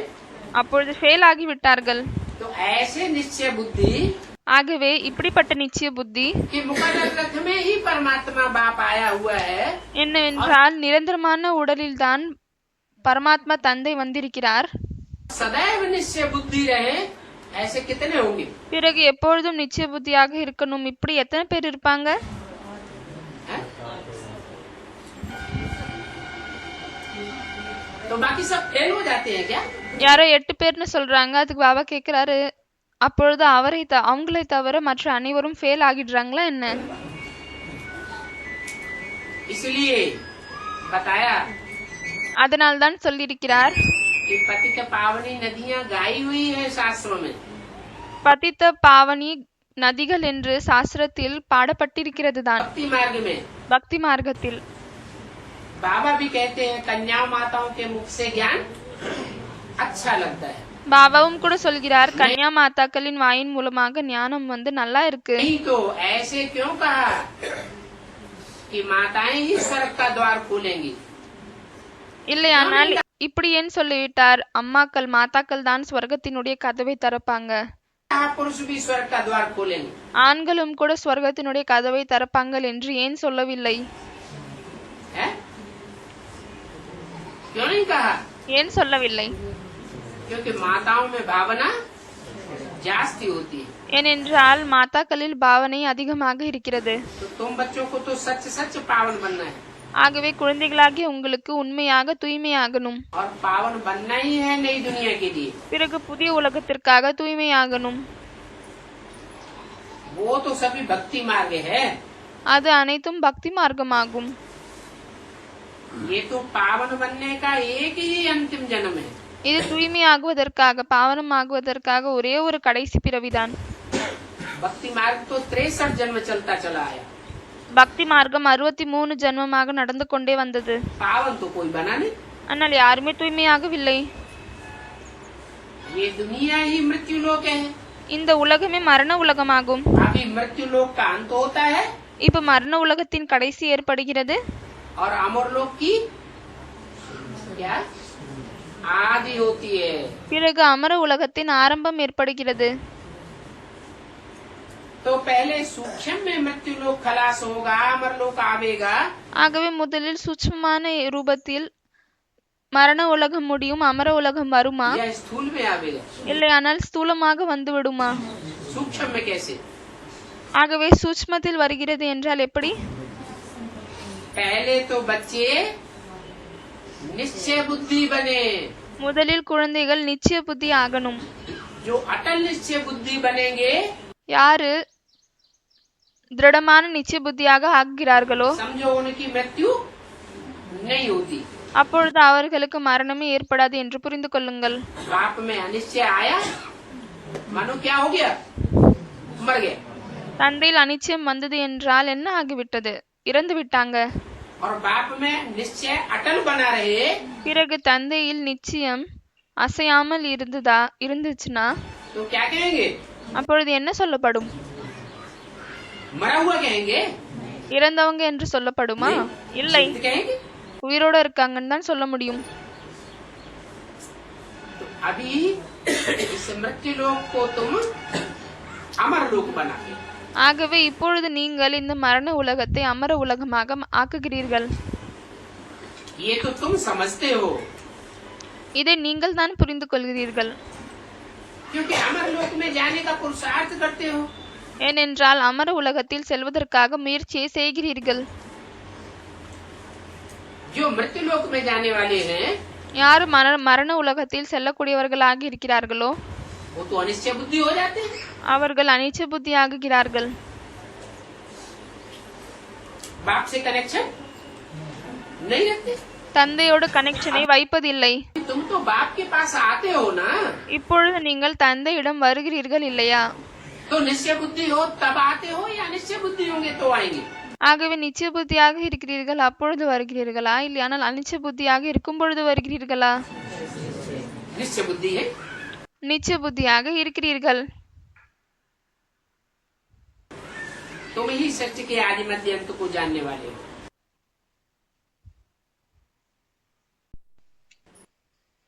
तो बाप के पास आते हो ना, நீங்கள் இப்பொழுது தந்தையிடம் வருகிறீர்கள் இல்லையா? तो निश्चय बुद्धि हो तब आते हो या निश्चय बुद्धि होंगे तो आएंगे? ஆகவே நிச்சய புத்தியாக இருக்கிறீர்கள் அப்பொழுது வருகிறீர்களா, இல்லையானால் அனிச்சய புத்தியாக இருக்கும் பொழுது வருகிறீர்களா? निश्चय बुद्धि है। நிச்சய புத்தியாக இருக்கிறீர்கள். तुम ही सत्य के आदि मध्य अंत को जानने वाले हो। நீங்கள் தான் உலகத்தின் ஆரம்பம், நடு, பிறகு கடைசியை பற்றி அறியக்கூடியவர்கள். दुनिया तो इन बातों को जानती ही नहीं है உலகம் இந்த விஷயத்தை பற்றி அறியாது. कि अभी कलयुग का अंत है। என்னவென்றால் இப்பொழுது கலியுகத்தின் கடைசியாகும். पाप की दुनिया का अंत है। பாவத்தின் உலகத்தின் கடைசியாகும். बच्चे तो जानते हैं குழந்தைகள் அறிவார்கள். ये पुरुषोत्तम संगम युग है। இது புருஷோத்தம சங்கம யுகம் ஆகும். पुरुष रूपी जो आत्माएं हैं, उन आत्माओं में புருஷ் ரூபமான ஆத்மாக்கள் யார் இருக்கிறார்களோ அந்த ஆத்மாக்களில் जो उत्तम से उत्तम पार्ट बजाने वाली आत्माएं हैं, वो अभी प्रत्यक्ष होने वाली है। யாரு சிரேஷ்டமான பாட்டை செய்யக்கூடியவர்கள் இருக்கிறார்களோ அவர்கள் இப்பொழுது வெளித்தோன்றுகிறார்கள். इसलिए ये पुरुषोत्तम संगम युग है। அதனால்தான் இது புருஷோத்தம சங்கம யுகம் ஆகும். और जो युग हैं, மற்ற மற்ற எந்த யுகங்கள் இருக்கிறது उनके मेल को पुरुषोत्तम संगम युग नहीं कहेंगे। அதனுடைய இணைப்பை புருஷோத்தம சங்கம் யுகம் என்று சொல்ல முடியாது. जैसे सत्युग त्रेता का मेल है, எப்படி சத்யுகம் பிறகு திரேதாயுகத்தினுடைய இணைப்பு இருக்கிறது, त्रेता द्वापर का मेल है, திரேதா பிறகு துவாபர யுகத்தினுடைய இணைப்பு சந்திப்பு இருக்கிறது, द्वापर कलयुग का संगम है, பிறகு துவாபரம் கலியுகத்தினுடைய இணைப்பு இருக்கிறது. उसको पुरुषोत्तम युग नहीं कहेंगे அதை புருஷோத்தம யுகம் என்று சொல்ல முடியாது. क्योंकि उत्तम आत्माओं की माला रूपी संगठन वहाँ प्रत्यक्ष ही नहीं होता। ஏனென்றால் அங்கு உத்தமமான अभी तो மாலாரூபமான சங்கடன் வெளித்தோன்றுவதே இல்லை. वो माला सारे संसार के बीच में प्रत्यक्ष होने वाली है। இப்பொழுது அந்த மாலை முழு உலகத்திற்கு முன்னால் பிரத்யட்சமாக போகிறது. और दूसरे युगों के जो संगम है மற்ற யுகங்களின் சந்திப்பு எது இருக்கிறதோ சங்கமம், उनमें तो कलाएं ही कम होती जाती है। அதில் கலைகளே குறைகிறது. और यहाँ यहाँ तो जो जो बच्चे अच्छा अच्छा पुरुषार्थ करते हैं பிறகு இங்கு எந்தெந்த குழந்தைகள் நல்ல விதமான புருஷார்த்தம் செய்கிறார்களோ वो चढ़ती कला तेरे बहाने सर्व का भला करने में लग जाते हैं। அவர்கள் ஏறும் கலையின் மூலமாக அனைவருக்கு நன்மை செய்வதிலே ஈடுபட்டு விடுவார்கள். उनकी ये निशानी है। அவர்களின் இது அடையாளமாகும். वो अपनी परवाह नहीं करेंगे। அவர்கள் தன்னை பற்றி கவலை கொள்ள மாட்டார்கள். क्यों? ஏன் அப்படி? क्योंकि निश्चय बुद्धि होने के आधार पर उनकी बुद्धि में रहता है। ஏனென்றால் நிச்சய புத்தியாக இருக்கும் காரணத்தால் அவர்களின் புத்தியில் இருக்கிறது. क्या? என்ன? कि पाना था सो पा लिया। हमारी எதை அடையணும் என்று இருந்ததோ அதை அடைந்து விட்டோம். आत्मा का तो कल्याण हो ही गया। நம்ம ஆத்மாவினுடைய நன்மை ஏற்பட்டு விட்டது. हमको तो पक्का पक्का भगवान मिल ही गया। நம்மளுக்கு பக்கவாக கடவுள் கிடைத்து விட்டார். हमारा कल्याण कोई दुनिया में कर ही नहीं सकता। உலகத்தில் யாராலுமே நம்மளுக்கு தீங்கு செய்ய முடியாது.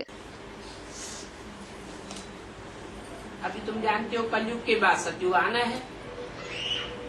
இப்பொழுது நீங்கள் அறிவீர்கள் கலியுகத்திற்கு பின்னால் சத்யுகம் வரணும். इसलिए पुरुषोत्तम संगम युग तो जरूर चाहिए। அதனால் புருஷோத்தம சங்கம் யுகம் கண்டிப்பாக தேவை. सतयुग में होते हैं पुरुषोत्तम।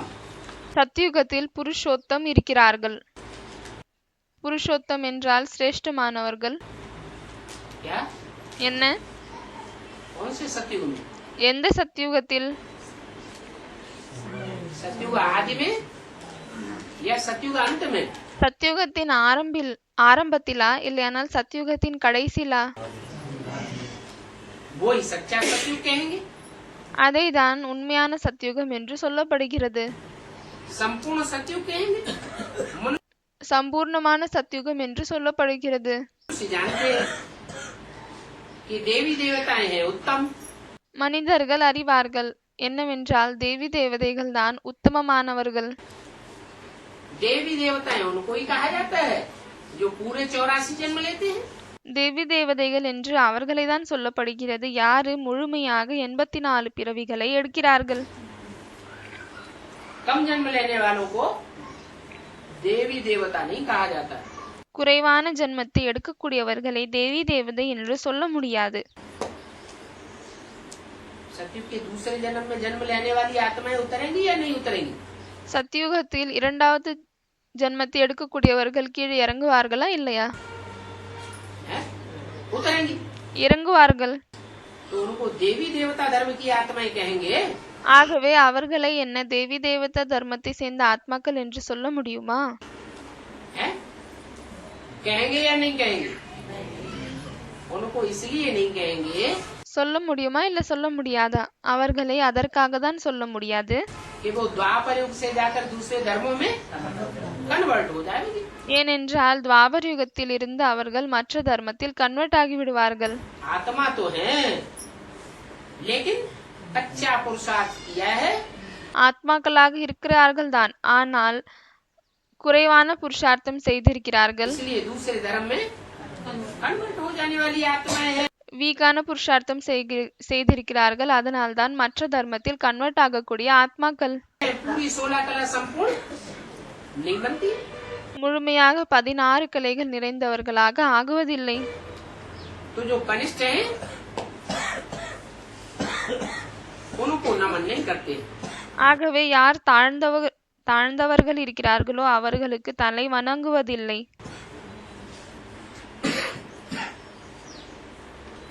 अभी तुम बच्चों को पक्का निश्चय है, இப்பொழுது குழந்தைகளாகிய உங்களுக்கு பக்காவான நிச்சயம் இருக்கிறது. हम मनुष्य से देवता बनने के लिए यहाँ आते हैं. நம்ம மனிதர்களில் இருந்து தேவதைகள் ஆகுவதற்காக இங்கு வருகிறோம். क्या என்ன?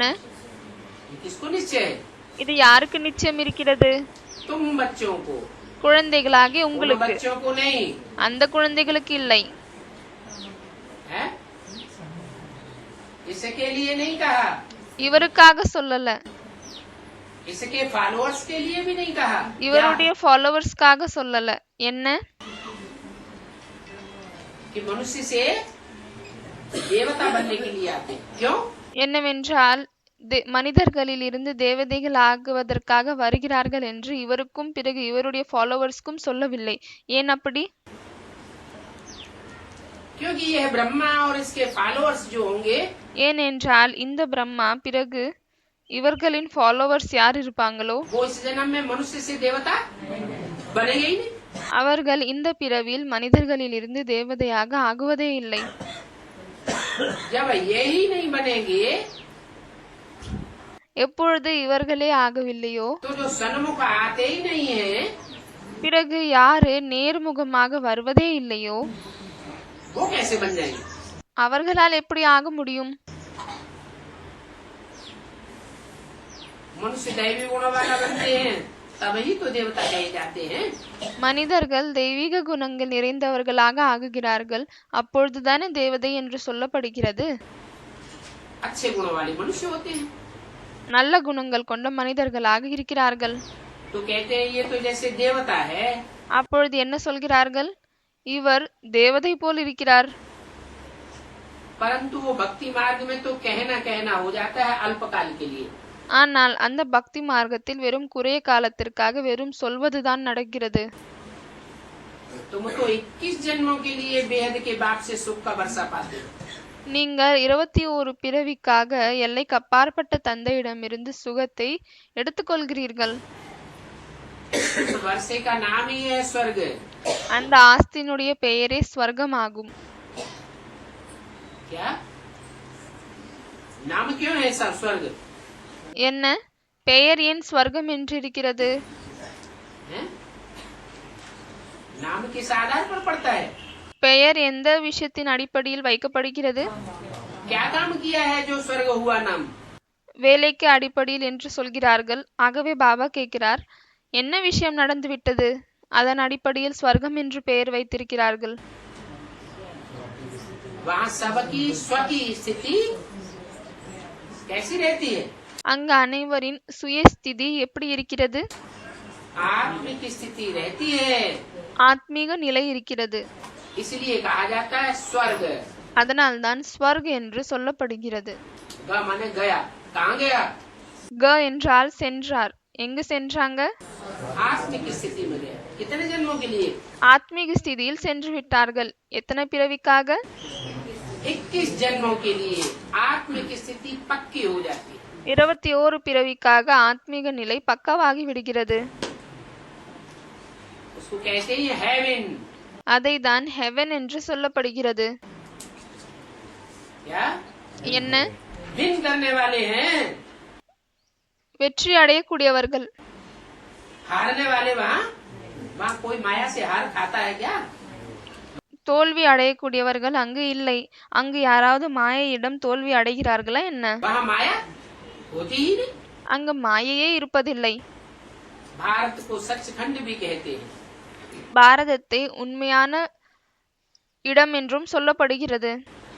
और भारत को झूठ खंड भी कहते हैं. பிறகு பாரதத்தை பொய்யான கண்டம் என்றும் சொல்லப்படுகிறது. बाप आते हैं बच्चों को मीठा मीठा बनाने के लिए, सचखंड में भेज देते हैं. தந்தை வருகிறார் குழந்தைகளை இனிமையாக்குவதற்காக. பிறகு உண்மையான கண்டத்திற்கு சென்று அனுப்பிவிடுகிறார். घड़ी घड़ी कहते हैं मीठे मीठे बच्चे. நொடிக்கு நொடி சொல்கிறார், இனிமேலும் இனிமையான குழந்தைகளே. मीठे मीठे करते करते मीठे देवता बन जाते हैं. इस समय तुम बच्चे जानते हो हमें ईश्वरीय परिवार में இனிமேலும் இனிமையாக சொல்லிக்கொண்டே இனிமையான தேவதைகளாக ஆகிவிடுகிறார்கள். मीठे मीठे करते करते मीठे देवता बन जाते हैं. इस समय तुम बच्चे जानते हो हमें ईश्वरीय परिवार में இந்த நேரத்தில் குழந்தைகளாகிய நீங்கள் அறிவீர்கள், நாம் ஈஸ்வரிய குடும்பத்தில் இருக்கிறோம். और कोई जन्म में ईश्वरीय परिवार में नहीं होते, या तो आसुरी परिवार में होते हैं மற்ற எந்த ஒரு ஜன்மத்திலும் ஈஸ்வரிய குடும்பத்தில் இருப்பதில்லை. या तो दैवी परिवार में होते हैं. அசுர குடும்பத்தில் இருக்கிறோம், இல்லையானால் தெய்வீக குடும்பத்தில் இருக்கிறோம். जब ईश्वरीय परिवार में हो तो असुर नहीं कहेंगे. எப்பொழுது ஈஸ்வரிய குடும்பத்தில் இருக்கிறீர்களோ அப்பொழுது அசுரர்கள் என்று சொல்ல முடியாது. क्योंकि तुमको निश्चय है ஏனென்றால் உங்களுக்கு நிச்சயம் இருக்கிறது. हम ईश्वरीय परिवार के हैं. என்னவென்றால் நாங்கள் ஈஸ்வரிய குடும்பத்தில் இருக்கிறோம். हमको ईश्वर से वर्षा मिलता है. நமக்கு ஈஸ்வரிடமிருந்து ஆஸ்தி கிடைக்கிறது. इसमें घाटे व संशय की कोई बात नहीं है. இதுல நஷ்டம் இல்லையானால் கேள்விக்கான எந்த ஒரு விஷயமும் இல்லை. क्यों? ஏன் அப்படி? क्योंकि ईश्वर सो दाता ही दाता है. ஏனென்றால் ஈஸ்வர் வெறும் கொடுக்கக்கூடியவர்தான், लेने वाला नहीं है. எடுத்துக்கக்கூடியவர் இல்லை. परंतु माया बच्चों को संशय में ला देती है. ஆனால் மாயை குழந்தைகளை சந்தேகத்தில் கொண்டு வருகிறது. इसलिए युद्ध चलती है. और युद्ध काय काय का चलता है. அதனால்தான் யுத்தம் நடக்கிறது. ஆகவே யுத்தம் எந்த விஷயத்திற்கான யுத்தம் எல்லாம் நடக்கிறது? संशय और निश्चय का युद्ध चलता है. சந்தேகம் பிறகு நிச்சயம், இந்த இரண்டுக்கும் யுத்தம் நடக்கிறது. संशय आता है ना சந்தேகம் வருகிறது இல்லையா? इस बात पर. எந்த விஷயத்தில்? है? इस बात पर संशय आता है. எந்த விஷயத்தில் சந்தேகம் வருகிறது? खास. அதுவும் முக்கியமாக है? अरे ये बाप है या नहीं है. அரே இவர் தந்தையா இல்லையா? जब बाप ही नहीं है तो जो ज्ञान सुनाया वो भी झूठा हो जाता है. இவர் தந்தையா இல்லையா, இந்த விஷயத்தின் மீது சந்தேகம் வருகிறது. ஆகவே எப்பொழுது இவர் தந்தையே இல்லையோ அப்பொழுது இவர் சொல்ற ஞானமும் கூட பொய்யாகி விடுகிறது. आत्मज्ञान भी झूठा हो जाता है. ஆத்ம ஞானம் கூட பொய்யாகி விடுகிறது. अपने ऊपर भी निश्चय नहीं रहता, बाप के ऊपर भी निश्चय नहीं रहता. தனது மீதும் நிச்சயம் இருப்பதில்லை, தந்தையின் மீதும் நிச்சயம் இருப்பதில்லை. और ड्रामा के ऊपर भी निश्चय उड़ जाता है. டிராமாவின் மீது இருக்கக்கூடிய நிச்சயம் கூட பறந்து விடுகிறது. तो देखो कैसी माया की लड़ाई चलती है. ஆகவே பாருங்கள் எப்படி மாயையினுடைய சண்டை நடக்கிறது. वो है रावण संप्रदाय. அது ராவண சம்பிரதாயமாகும். कौन யாரு? है? जो घड़ी घड़ी संशय में आते रहते हैं. யாரு நொடிக்கு நொடி சந்தேகத்தில் வந்து கொண்டே இருக்கிறார்களோ அவர்கள்தான். और तुम हो பிறகு நீங்கள் राम संप्रदाय. ராம சம்பிரதாயத்தை சேர்ந்தவர்கள். बच्चों को ये निश्चय है. குழந்தைகளுக்கு இந்த நிச்சயம் இருக்கிறது. ये तो पुरानी दुनिया है. இது பழைய உலகமாகும். पुरानी चीज खलास हो जाती है. பழைய பொருள் முடிந்து விடுகிறது. खलास होने वाली बुद्धि को दुनिया को बुद्धि से निकालना है. ஆகவே இந்த முடியக்கூடிய உலகத்தை புத்தியிலிருந்து வெளியேற்றிவிடணும். तो अभी तुमको पुरानी दुनिया से वैराग आता है. ஆகவே இப்பொழுது உங்களுக்கு பழைய உலகத்திலிருந்து வைராகியம் வருகிறது. ये प्यार आता है. இல்லையானால் அன்பு வருகிறதா? महल बनावे, மாடி கட்டணும், மாளிகைகள் கட்டணும், नया मकान बनावे, புது வீடு கட்டணும், शादी करें, கல்யாணம் பண்ணணும், परिवार बढ़ावे, குடும்பத்தை விருத்தி பண்ணணும், बच्चे पैदा करें, குழந்தைக்கு ஜென்மம் கொடுக்கணும், शौकत से रहे, நல்ல மான மரியாதை ஹைஃபையா இருக்கணும், दुनिया की चलन याद आती है உலகத்தின் நடத்தை ஞாபகம் வருகிறதா? या दुनिया और दुनिया की परंपराओं से वैराग आता है? இல்லையானால் உலகம் பிறகு உலகத்தில் இருக்கக்கூடிய பரம்பரையிலிருந்து வைராகியம் வருகிறதா? अभी तो तुमको वैराग आता है। இப்பொழுது உங்களுக்கு வைராகியம் வருகிறது. इन सब बातों को बुद्धि से निकालना है। இந்த அனைத்து விஷயங்களையும் புத்தியிலிருந்து வெளியேற்றணும். सारी पुरानी दुनिया से वैराग, முழு பழைய உலகத்திலிருந்து வைராகியம் கொண்டு வரணும். नई दुनिया से प्यार है, புதிய உலகத்தோடு அன்பு இருக்கிறது. परंतु ஆனால் हद का वैराग नहीं चाहिए। எல்லைக்கு உட்பட்ட வைராகியம் தேவையில்லை.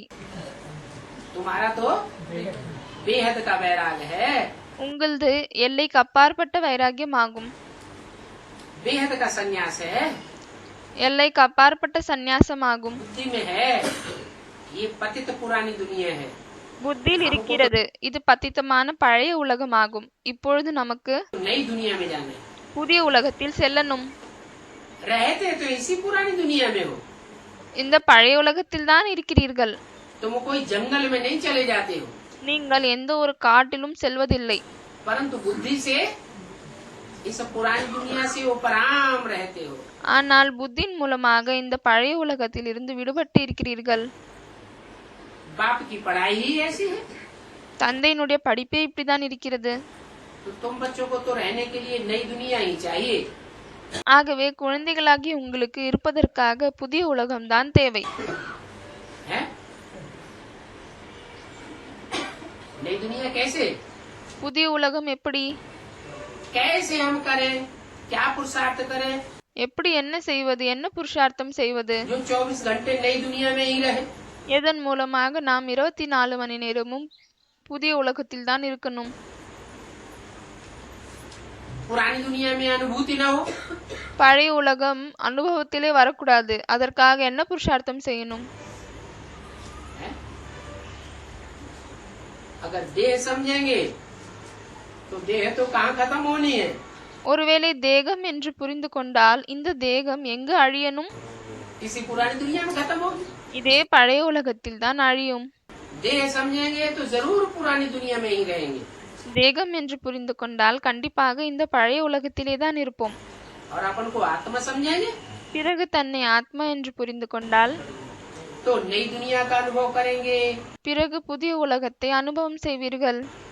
नई दुनिया की प्लानिंग का बुद्धि में खाका खींचता रहेगा। பிறகு புதிய உலகத்தினுடைய பிளானிங் அந்த மேப் புத்தியில் வரும். ज्ञान की बातें बुद्धि में चलती रहेंगी, ஞானத்தினுடைய விஷயங்கள் புத்தியில் இருக்கும். ईश्वरीय सेवा की बातें बुद्धि में चलती रहेंगी। ஈஸ்வரிய சேவையினுடைய விஷயங்கள் புத்தியில் நடந்து கொண்டே இருக்கும். सदैव तुम्हारी बुद्धि नई दुनिया में बनी रहेगी। எப்பொழுதும் உங்களுடைய புத்தி புதிய உலகத்திலே இருக்கும். तो तुमको तो रहने के लिए नई दुनिया ही चाहिए।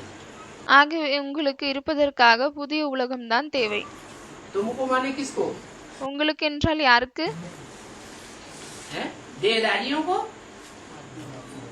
या आत्माभिमानियों को? आत्माभिमानी जो தேகதாரிகளுக்கா இல்லையானால் ஆத்மாபிமானிகளுக்கா? है उनको तो नई दुनिया ही चाहिए। ஆத்மாபிமானிகளுக்கு புதிய உலகம்தான் தேவை. इस पुरानी दुनिया का तो फिर विनाश होना है। பிறகு இந்த பழைய உலகத்தின் அழிவு ஏற்படணும். देवता धर्म पुरानी दुनिया में नहीं होता है। தேவதை தர்மம் இந்த பழைய உலகத்தில் இருப்பதில்லை. तो बाबा मीठे मीठे बच्चों को घड़ी घड़ी सावधान करते रहते हैं। ஆகவே பாபா இனிமேலும் இனிமையான குழந்தைகளுக்கு நொடிக்கு நொடி எச்சரிக்கை கொடுத்து கொண்டே இருக்கிறார். कहाँ बच्चों को माया संशय में न गिरा देवे। குழந்தைகளை மாயை சந்தேகத்தில் கொண்டு வரக்கூடாது என்பதற்காக. बाप एक ही बात कहते हैं, தந்தை ஒரே விஷயத்தை தான் சொல்கிறார். मीठे बच्चों, இனிமையான குழந்தைகளே, बेहद के बाप को तुम दुख में याद करते हो। எல்லைக்கு அப்பாற்பட்ட தந்தை நீங்கள் துக்கத்தில் தான் நினைவு செய்கிறீர்கள். कहाँ याद आता है? எங்கு நினைவுக்கு வருகிறார்? हैं? दुख की दुनिया में याद आता है। துக்கத்தின் உலகத்தில் தான் நினைவில் வருகிறார். सतयुग त्रेता में तुम याद करते ही नहीं, சத்யுகம் திரேதாயுகத்தில் நீங்கள் நினைவு செய்வதே இல்லை. कहते हो हे भगवान, சொல்கிறீர்கள், ஹே பகவான், हाय राम, ஹாய் ராம், हे राम, ஹே ராம், रहम करो। எங்கள் மீது கருணை காமியுங்கள். क्या कहते हो? எங்கு சொல்கிறீர்கள் இப்படி? दुख की दुनिया में कहते हो, सभी कहते हैं। துக்கத்தின் உலகத்தில் சொல்கிறீர்கள், அனைவருமே தான் சொல்கிறார்கள். देखते भी हो, जहाँ जाओ वहाँ हंगामे ही हंगामा, मौत ही मौत, लड़ाई झगड़े होते रहते हैं। இதுவும் கூட பார்க்கிறீர்கள், எங்கு சென்றால் கூட அங்கு கலவரம்தான், மரணமே மரணம்தான் நீங்கள் பார்க்கிறீர்கள். तो जब इस दुनिया में मौत का बाजार खुलेगा, ஆகவே எப்பொழுது இந்த உலகத்தில் மரணத்தின் மார்க்கெட் திறக்குமோ, चारों ओर मौत ही मौत मंडराए रही होगी, நாலா பக்கமும் மரணமே மரணம்தான் திரிந்து கொண்டிருக்கும். जैसे पुराने कवियों ने लिखा है, எப்படி பழங்காலத்து கவிஞர்கள் எழுதியிருக்கிறார்கள், उत्तर दक्षिण पूरब पश्चिम 34 काल फिरे। உத்தர் தக்ஷின் பூரப் பश्चिम 34 கால் ஃபிரே, அதாவது ஈஸ்ட் வெஸ்ட் நார்த் சவுத் நாலா பக்கமும் காலன் திரிந்து கொண்டே இருக்கும். कहाँ जाएं? எங்கு செல்வது, है? कहाँ सर छुपाने जाएं? எங்கு தலையை மறைப்பதற்காக செல்வது? ऐसी हालात हो जाएगी இப்படிப்பட்ட சூழ்நிலைகள் வரும். तो फिर तुम बच्चे जरूर जोर से याद करने लग पड़ेंगे। அப்பொழுது குழந்தைகளாகிய நீங்கள் கண்டிப்பாக மிகவும் வேகமாக நினைவு செய்ய தொடங்குவீர்கள். क्या? என்ன? संसार ने जब ठुकराया तब द्वार तुम्हारे आया। பாபா ஒரு வரி சொல்கிறார், சன்சார்னே ஜப் டுக்கராயா தப் துவார் துமாரே ஆயா, அதாவது எப்பொழுது இந்த உலகம் நம்மளை நிராகரித்து விட்டதோ அப்பொழுது உன்னுடைய கதவை தேடி வந்தேன். बच्चे समझ भी जाते हैं குழந்தைகள் புரிந்து கொள்கிறார்கள், कि अभी विनाश होता है। இப்பொழுது அழிவு ஏற்படுகிறது. इस विनाश के टाइम पर जरूर कोई स्थापना करने वाला भी है। இந்த அழிவினுடைய நேரத்தில் கண்டிப்பாக யாரோ ஒருத்தர் படைக்கக்கூடியவரும் இருக்கிறார். जो नई दुनिया बनाए रहा है। யாரு புதிய உலகத்தை உருவாக்கி கொண்டிருக்கிறார். क्यों? ஏன் அப்படி? पहले स्थापना फिर विनाश होता है। ஏனென்றால் முதலில் படைப்பு, அதற்கு பிறகுதான் அழிவு ஏற்படுகிறது. तो ये त्रिमूर्ति का चित्र क्लियर है। ஆகவே இந்த திருமூர்த்தியினுடைய படம் கிளியராக இருக்கிறது. क्या क्लियर है? என்ன கிளியராக இருக்கிறது? क्या क्लैरिफिकेशन दिया जाता है? என்ன கிளாரிஃபிகேஷன் கொடுக்கப்படுகிறது? पहले पहले ब्रह्मा द्वारा स्थापना। என்னவென்றால் முதலில் பிரம்மாவின் மூலமாக படைப்பு. तो ब्रह्मा ने तो शरीर छोड़ दिया। ஆகவே பிரம்மா வந்து உடலை விட்டு விட்டார். कहाँ हुई स्थापना? எங்கு படைப்பு ஏற்பட்டது? है? बल शरीर छोड़ दिया है பலே உடலை விட்டு விட்டார். तो भी ஆனாலும் கூட वो आत्मा कोई परमधाम थोड़ी चली जाती அந்த ஆத்மா என்ன பரந்தாமத்திற்கு சென்று விடுகிறதா? है। परमधाम नहीं जाती है। பரந்தாமத்திற்கு செல்வதில்லை. तारीफ तो यही है क्या कि बल शरीर छूट जाए। இதுதான் பாடப்படுகிறது, என்னவென்றால் உடல் பலே விட்டு விடலாம். देहं वा पातयामि कार्यं वा साधयामि। தேகம் வா பாத்தையாமி காரியம் வா சாதையாமி, உடல் சென்று விட்டால் கூட வேலையை முடித்துதான் தீருவோம். शरीर बल छूट जाए உடல் பலே விட்டு விடலாம். लेकिन आत्मा को पक्का हो जाता है हम इस दुनिया को छोड़ के तब जाएंगे। ஆனால் ஆத்மாவிற்கு இது பக்கவாகி விடுகிறது, என்னவென்றால் நாம் இந்த உலகத்தை அப்பொழுதுதான் விட்டுவிட்டு செல்வோம். जब काम पूरा करके जाए। எப்பொழுது வேலை முடிகிறதோ அப்பொழுதுதான் இந்த உலகத்தை விட்டுவிட்டு செல்வோம் என்று ஆத்மாவிற்கு பக்கவாகுகிறது. तो कोई न कोई माता के तन में प्रवेश करके स्वर्ग का गेट खोल करके जाते हैं। ஆகவே ஏதோ ஒரு மாதாவினுடைய உடலில் நுழைந்துவிட்டு ஸ்வர்க்கத்தினுடைய கேட்டை திறந்து விட்டுதான் செல்கிறார். तुम्हारा त्रिमूर्ति का चित्र तो क्लियर है। ஆகவே உங்களுடைய திருமூர்த்தியினுடைய படம் கிளியராக இருக்கிறது. पहले ब्रह्मा द्वारा स्थापना முதலில் பிரம்மாவின் மூலமாக படைப்பு, फिर शंकर द्वारा विनाश, பிறகு சங்கர் மூலமாக அழிவு, द्वारा पालन। பிறகு விஷ்ணுவின் மூலமாக பராமரிப்பு. ब्रह्मा के द्वारा नई दुनिया की स्थापना होती है। பிரம்மாவின் மூலமாக புதிய உலகத்தின் படைப்பு ஏற்படுகிறது. यह बात तुम सच्चे ब्राह्मण ही समझा सकते हो। இந்த விஷயத்தை நீங்கள் உண்மையான பிராமணர்களால் மட்டும்தான் புரிய வைக்க முடியும். झूठे ब्राह्मण नहीं समझा सकेंगे। क्या பொய்யான பிராமணர்களால் புரிய வைக்க முடியாது. என்ன? क्या कि ब्रह्मा द्वारा नई दुनिया की स्थापना। என்னவென்றால் பிரம்மாவின் மூலமாக புதிய உலகத்தின் படைப்பு. क्यों नहीं समझा सकेंगे? ஏன் புரிய வைக்க முடியாது? वो तो शरीर छोड़ गए, அவர் உடலை விட்டு விட்டார். तो वो समझाए ही नहीं सकते। ஆகவே அவரால் புரிய வைக்கவே முடியாது. नई दुनिया पवित्र होती है या புதிய உலகம் தூய்மையாக இருக்கிறதா, இல்லையானால் पवित्र होती है? அசுத்தமாக இருக்கிறதா, पवित्र होती है। தூய்மையாக இருக்கிறது. दाढ़ी मूछ वाला पवित्र होता है या தாடி மீசை கொண்டவங்க தூய்மையாக இருப்பாங்களா, पवित्र होता है? இல்லையானால் தூய்மை இல்லாதவங்களா? तो अपवित्र होता है। அவங்க தூய்மை இல்லாதவர்கள். ब्रह्मा की कहीं पूजा होती है, मंदिर बनते हैं, मूर्तियाँ बनती है क्या? பிரம்மாவிற்கு எங்கேயாவது பூஜை நடக்கிறதா, கோவில்கள் உருவாகுகிறதா என்ன, नहीं, சிலை உருவாகுகிறதா என்ன? ब्रह्मा की मूर्तियाँ भले नहीं बनती है, இல்லை. ஆகவே பிரம்மாவின் மூர்த்தி பலே உருவாகுவதில்லை. लेकिन ब्रह्मा का आपर दूसरा नाम है जगदम्बा। ஆனால் பிரம்மாவின் இரண்டாவது பெயர் என்ன இருக்கிறது? ஜெகதம்பா.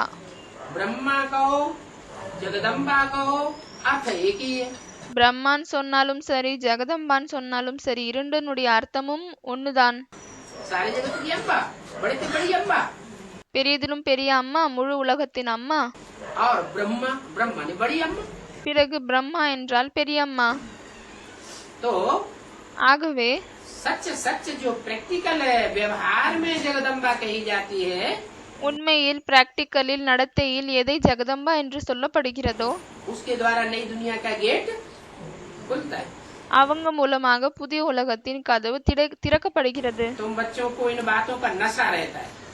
குழந்தைகளாகி உங்களுக்கு இந்த விஷயத்தினுடைய போதை இருக்கிறது. हम तो नई दुनिया की स्थापना में सहयोगी हैं। நம்ம புதிய உலகத்தின் படைப்பில் சகயோகியாக இருக்கிறோம். प्रैक्टिकल में हम सहयोगी हैं। பிராக்டிக்கலில் நம்ம தான் சகயோகத்தை கொடுக்கக்கூடியவர்கள். जो और बच्चे हैं वो थोड़ी ऐसा समझते हैं। யார் மற்ற குழந்தைகள் இருக்கிறார்கள், அவர்கள் என்ன இப்படி புரிந்து கொள்கிறார்களா என்ன? दुनिया में जो लड़ाई लड़ते हैं, உலகத்தில் என்ன சண்டையிடுகிறார்களோ, जो रैयत लड़ाई लड़ती है अपने अपने राजा के लिए लड़ती है। எந்த பிரஜைகள் சண்டையிடுகிறார்களோ அவர்கள் தன்னுடைய ராஜாவிற்காக சண்டையிடுகிறார்கள். ऐसे ही तो होता है दुनिया में। உலகத்தில் அப்படித்தானே நடக்கிறது. और हमारा तो कोई राजा है या नहीं है? பிறகு நமக்கு எந்த ஒரு ராஜாவும் இருக்கிறாரா இல்லையா? हमारा कोई राजा है? हमारा तो कोई राजा है ही नहीं। நமக்கு ஏதோ ஒரு ராஜா இருக்கிறாரா என்ன? நமக்கு ராஜாவே இல்லை. हाँ, हमको जो रास्ता बताते हैं நமக்கு யார் வழியை சொல்கிறாரோ हम उनके मददगार जरूर हैं। நம்ம அவருடைய உதவியாளர் கண்டிப்பாக இருக்கிறோம். अभी तुम पुजारी से पूजी देवता बन रहे हो। இப்பொழுது நாம் பூசாரியிலிருந்து பூஜைக்கு தகுந்த தேவதைகளாக ஆகுகிறோம். पुजारी को असुर और पूज्य को देवता कहा जाता है। பூசாரிகளை அசுர் என்று, பிறகு பூஜைக்கு தகுந்தவங்களை தேவதை என்று சொல்லப்படுகிறது. पुजारी को असुर क्यों कहा? பூஜை செய்யக்கூடியவர்களை அசுர் என்று ஏன் சொல்லிவிட்டார்? पूजा करने वाला आत्मा की पूजा करता है या देह की पूजा करता है? பூஜையை செய்யக்கூடியவர் ஆத்மாவிற்கு பூஜை செய்கிறாரா, இல்லையானால் உடலுக்கு பூஜை செய்கிறாரா? और देह भी चैतन्य नहीं, அதுவும் கூட உடலும் சைத்தன்யமான உடல் இல்லை, जड़ देह की पूजा करते रहते हैं। உயிர் இல்லாத தேகத்திற்கு தான் பூஜை செய்து கொண்டே இருக்கிறார்கள்.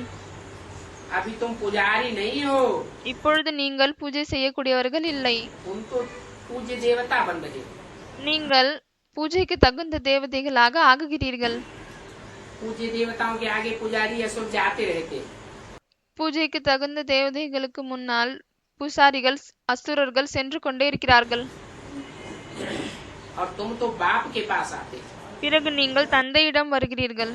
जो सदैव पूज्य है। யார் எப்பொழுதும் பூஜைக்கு தகுந்தவர் ஆவார். सतयुग में तो पूजा और पुजारी की बात होती नहीं। சத்தியுகத்தில் பூஜை பிறகு பூஜை செய்யக்கூடியவரின் விஷயமே இல்லை. सतयुग में पुरानी दुनिया की भी कोई नॉलेज नहीं होती। சத்தியுகத்தில் பழைய உலகத்தின் எந்த ஒரு நாலேஜும் கூட இருக்காது. अभी तुम संगम करो, இப்பொழுது நீங்கள் சங்கமத்தில் இருக்கிறீர்கள். तुम पुरानी दुनिया और नई दुनिया को अच्छी रीति जानते हो। நீங்கள் பழைய உலகம் பிறகு புதிய உலகத்தை நல்ல விதமாக அறிவீர்கள். भक्ति में तो सब झूठ ही झूठ है। பக்தியில் அனைத்தும் பொய்யே பொய் தான் இருக்கிறது. उनको कहा जाता है रावण राज्य। அவங்களை ராவண ராஜ்யம் என்று சொல்லப்படுகிறது. जानते हो एक दो में लड़ते रहते हैं, असुर हैं। நீங்கள் அறிவீர்கள், அவர்கள் ஒருவர் இருவர் சண்டை போட்டுனே இருப்பாங்க, ஏனென்றால் அசுரர்கள். जो असुर होते हैं निर्धन के होते हैं, யார் அசுரர்களாக இருக்கிறார்கள், आर्फन होते हैं, அனாதையாக இருக்கிறார்கள், वो उनकी निशानी क्या होती है? அவர்களின் அடையாளம் என்னவாக இருக்கிறது? हैं? लड़ाई झगड़ा। சண்டைதான். यहाँ भी இங்கேயும் கூட अगर कोई आपस में लड़ते हैं, हाथापाई करते हैं, ஒருவேளை யாராவது ஒருத்தர் இன்னொருத்தர் சண்டையிடுகிறார்கள், கையின் மூலமாக அடிக்கிறார்கள், या वाचा से लड़ाई लड़ते हैं, இல்லையானால் சொற்களின் மூலமாக சண்டையிடுகிறார்கள், या वाइब्रेशन से भी लड़ाई लड़ते हैं, இல்லையானால் வைப்ரேஷன் எண்ணங்கள் மூலமாகவும் சண்டையிடுகிறார்கள். संकल्पों की लड़ाई भी तो होती है ना। எண்ணங்களில் கூட சண்டை ஏற்படுகிறது இல்லையா? तो क्या समझना चाहिए अपन को? அப்பொழுது தன்னை என்ன புரிஞ்சுக்க வேண்டும்? है?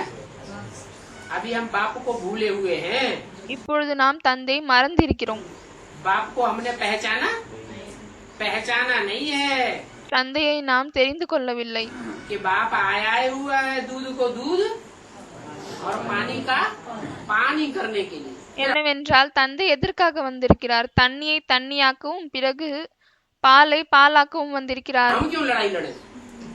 பிறகு நாம் ஏன் சண்டையிடணும்? जब बाप ही सब कुछ करने के लिए आया हुआ है, सच्चाई के लिए लड़ाई लड़ने के लिए आया हुआ है, எப்பொழுது தந்தையே உண்மைக்காக சண்டையிட வந்திருக்கிறாரோ, அனைத்தும் செய்ய வந்திருக்கிறாரோ, அப்பொழுது लड़ाई लड़ने की दरकार है नहीं। நமக்கு சண்டையிடுவதற்கான அவசியமே இல்லை. बाबा हमको वर्षा दे रहे हैं, பாபா நமக்கு ஆஸ்தியை கொடுக்கிறார். तो हमको लग जाता है। ஆகவே நமக்கு அன்பு வருகிறது. जिनका लब नहीं जाता है, யாருக்கு அன்பு வருவதில்லையோ, जो लड़ते झगड़ते रहते हैं, वो तो बाप को जानते ही नहीं है। சண்டையிட்டு கொண்டே இருக்கிறார்களோ அவர்கள் தந்தையை அறிய மாட்டார்கள். वो तो निराकार को बाप मानते हैं। அவர்கள் நிராகாரை தான் தந்தை என்று ஏற்றுக்கொள்கிறார்கள். क्या? என்ன? वो किसको मानते हैं? யாரை ஏற்றுக்கொள்கிறார்கள்? निराकार को बाप मानते हैं, நிராகாரை தான் தந்தை என்று ஏற்றுக்கொள்கிறார்கள். भगवान मानते हैं। பகவான் என்று ஏற்றுக்கொள்கிறார்கள். अब निराकार को लव कैसे करेंगे? இப்பொழுது நிராகாரை எப்படி அன்பு செய்ய முடியும்? हैं? என்ன?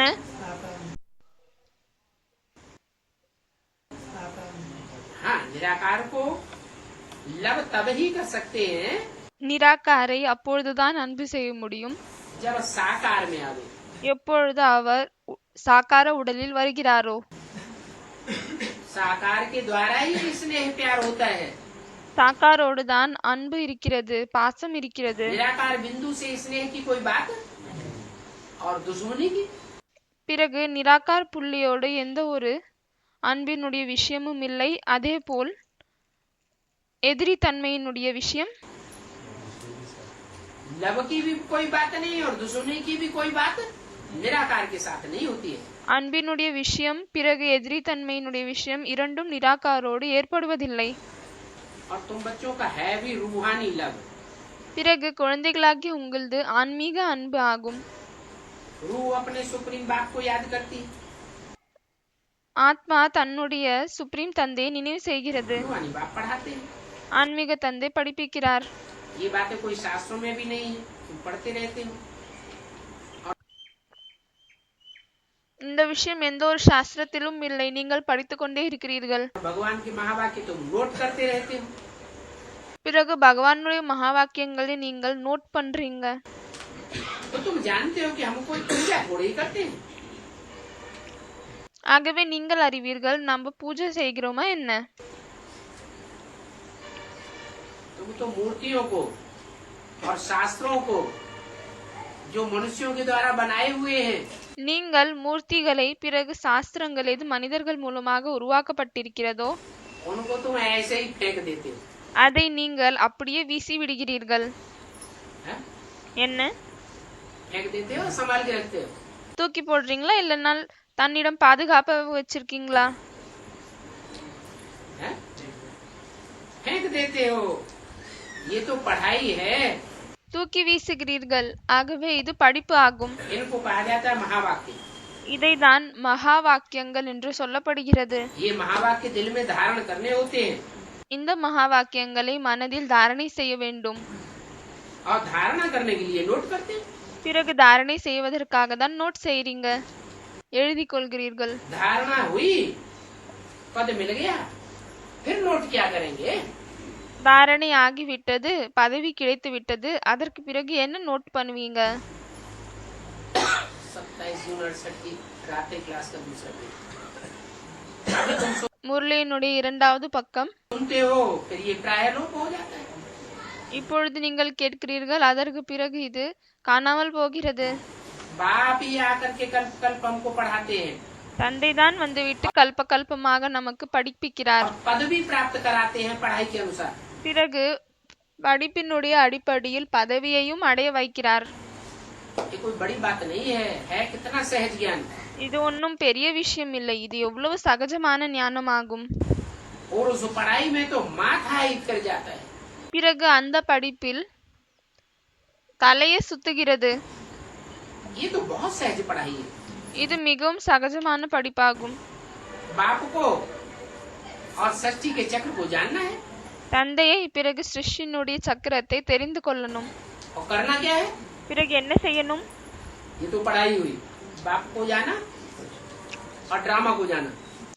இது படிப்பு ஆகிவிட்டது, தந்தையை தெரிந்து கொள்வது, பிறகு டிராமாவை தெரிந்து கொள்வது. ये तो पढ़ाई की बात हुई, और करना क्या है? இது படிப்பினுடைய விஷயமாகும். பிறகு என்ன செய்யணும்? अरे कुछ प्रैक्टिकल भी करना है, क्या करना है? அரே, பிராக்டிக்கல்ல ஏதாவது ஒன்று செய்யணுமா இல்லையா? என்ன செய்யணும்? सब भूल गए, प्रैक्टिकल भूल गए, और पवित्र रहना है, करना அனைத்தையும் மறந்து விட்டீர்களா? பிராக்டிக்கல்ல என்ன செய்யணும்னு மறந்துட்டீங்களா? தூய்மையாக இருக்கணும். क्या है? पढ़ाई का तंत्र क्या है? किसी என்ன செய்யணும்? लिए पढ़ाई पढ़ाई जा रही, படிப்பினுடைய சாரம் என்ன? எதற்காக இந்த படிப்பு படிப்பிக்கப்படுகிறது? पवित्र रहने के लिए। தூய்மையாக हम जो இருப்பதற்காக. आत्मा समझते रहेंगे तो देहभान उड़ जाएगा, தன்னை ஆத்மா என்று புரிந்து கொண்டே இருந்தால் இந்த தேகபானம் பறந்துவிடும், आत्मा पवित्र बन जाएगी। ஆத்மா தூய்மையாகிவிடும். ये शरीर पहले था क्या? இந்த உடல் முதலில் இருந்ததா என்ன? पहले पहले ये शरीर था, முதலில் இந்த உடல் இருந்ததா என்ன? कहाँ था? எங்க இருந்தது? अरे पहले पहले ये अरे- शरीर था, அரே, முதலில் இந்த உடல் இருந்ததா என்ன? नहीं था, कहाँ था? இல்லை. फिर? இல்லை. ஆகவே எங்க இருந்தது? பிறகு शरीर पर नाम था, யாரோ பரம்தாம்னு சொல்றாங்க. அதுக்கு பாபா கேக்குறாரு, உடல் பரம்தாமத்துல இருந்ததா? आत्मा परम नाम में थी, परम नाम ஆத்மா பரம்தாமத்தில் இருந்தது. से जब इस सृष्टि पर आई பரம்தாமத்தில் இருந்து எப்பொழுது இந்த உலகத்திற்கு வந்ததோ तब 5 तत्वों का चोला धारण किया। அப்பொழுது 5 தத்துவங்களினுடைய உடலை தாரணை செய்து கொண்டது. फिर इस मानवे में ये शरीर तुमने बाद में लिया है, அதற்கு பிறகு இந்த உலகத்தில் இந்த உடலை நீங்கள் அப்புறமா தான் எடுத்துக்கொண்டீர்கள். तो ये बेहद का मांडवा तुम्हारी स्टेज है। ஆகவே இந்த எல்லைக்கு அப்பாற்பட்ட உலகம் உங்களுடைய ஸ்டேஜ் ஆகும். आत्मा पार्टधारी है, और ये शरीर रूपी दुम्ब क्या है? ஆத்மா நாடகத்தை செய்யக்கூடியது. பிறகு இந்த உடல் என்னது? चोला है। ட்ரெஸ் ஆகும். इस मानवे में ये सूरज चांद बत्तियां आदि हैं, இந்த உலகத்தில் இந்த சூரியன் சந்திரன் வெளிச்சம் இருக்கிறது, லைட் இருக்கிறது. उनको तुम अभी तक कहते थे सूर्य देवता, இப்பொழுது வரை நீங்கள் அவரை சூரிய தேவதா என்று சொல்லிக் கொண்டே இருந்தீர்கள். क्या என்ன? जड़बत्तियों को तुम क्या कहते थे? ஜடமான லைட்டை நீங்க என்ன சொன்னீர்கள்? जड़ देवता। ஜட தேவதா. परंतु वो जड़बत्तियां कोई देवता है क्या? ஆனால் அந்த உயிரில்லாத வெளிச்சம் என்ன தேவதையா? चंद्र देवता? சந்திர தேவதை. अरे वो तो जड़बत्तियां हैं, அரே அது உயிரில்லாத லைட் ஆகும். उनको देवता कैसे कहेंगे? அவர்களை எப்படி தேவதை என்று சொல்ல முடியும்? कहते हैं वो அவர்கள் என்ன தருகிறார்கள்? हैं? ज्ञान देते हैं क्या? ஞானத்தை கொடுக்கிறார்களா என்ன? இல்லை. बाकी ये तो रोशनी देने वाले हैं। भक्ति मार्ग में அதை தவிர இவர்கள் வெறும் வெளிச்சத்தை கொடுக்கக்கூடியவர்கள் தான். उनको पूजते भी हैं। பக்தி மார்க்கத்தில் அவர்களை பூஜையும் செய்கிறார்கள். ये है ज्ञान सूर्य। இது ஞான சூரியன் ஆகும். वो फिर उस सूर्य को पूजते हैं, அவர்கள் பிறகு அந்த சூரியனை பூஜை செய்கிறார்கள். जल आदि देते हैं। தண்ணீர் எல்லாம் ये கொடுக்கிறார்கள். सभी बेहद की समझ, बेहद की बातें हैं। இது எல்லாம் எல்லைக்கு அப்பாற்பட்ட விஷயங்கள் ஆகும். भक्ति मार्ग में बेसमझी ही बेसमझी है। பக்தி மார்க்கத்தில் புரிதல் இல்லாமல் தான் இருக்கிறது. முட்டாள்தனமே முட்டாள்தனம் தான் இருக்கிறது. सोचना चाहिए யோசிக்க வேண்டும். इतनी बरसात कैसे पड़ती है? இவ்வளவு மழை எப்படி பெய்கிறது? हैं? इतनी बरसात पड़ती है, वो बरसात बरसाने वाला कौन है? இவ்வளவு மழை பெய்கிறது, ஆகவே அந்த மழையை பெய்விக்க கூடியவர் யாரு? अरे सूर्य तपता है, जल गर्म होता है, भाप बन के उड़ता है, तो बरसात होती है। அரே சூரியன் அதிகமாக ரொம்பவே சூடை கிளப்புகிறார், அப்பொழுது இந்த நீர் கொதிக்கிறது, பிறகு ஆவியாக மேலே செல்கிறது, அதற்கு பிறகுதான் மழை பெய்கிறது. वो है जड़ सूर्य और ये है ज्ञान सूर्य। அது ஜடமான சூரியன், பிறகு இவர் ஞான சூரியன் ஆவார். ये ज्ञान सूर्य जितना जितना तपत देता रहेगा ज्ञान की, இந்த ஞான சூரியன் எவ்வளவுக்கு எவ்வளவு ஞானத்தினுடைய சூடை கொடுத்து கொண்டே இருப்பாரோ उतना उतना मनन चिंतन मंथन बढ़ता रहेगा। அவ்வளவுக்கு எவ்வளவு மனன் சிந்தன் மந்தன் அதிகரித்து கொண்டே இருக்கும்.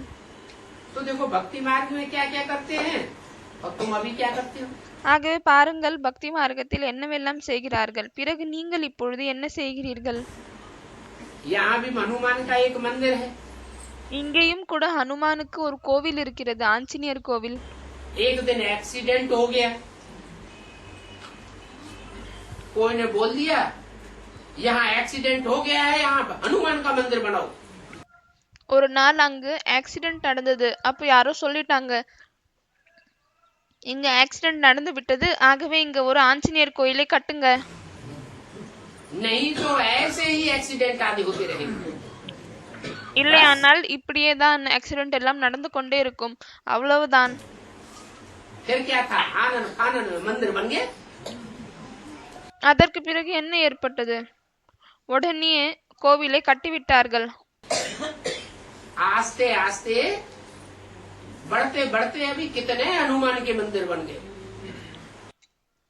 அதிகரித்து அதிகரித்து இப்போ பாருங்கள் எவ்வளவு அதிகமாக ஆஞ்சநேயர் கோயிலை கட்டிவிட்டார்கள். भक्ति मार्ग का देखो कितना प्रभाव है। பக்தி மார்க்கத்தின் எவ்வளவு பிரபாவம் இருக்குது பாருங்க. सुनी सुनाई बातों पर भारतवासी क्या क्या करते रहते हैं।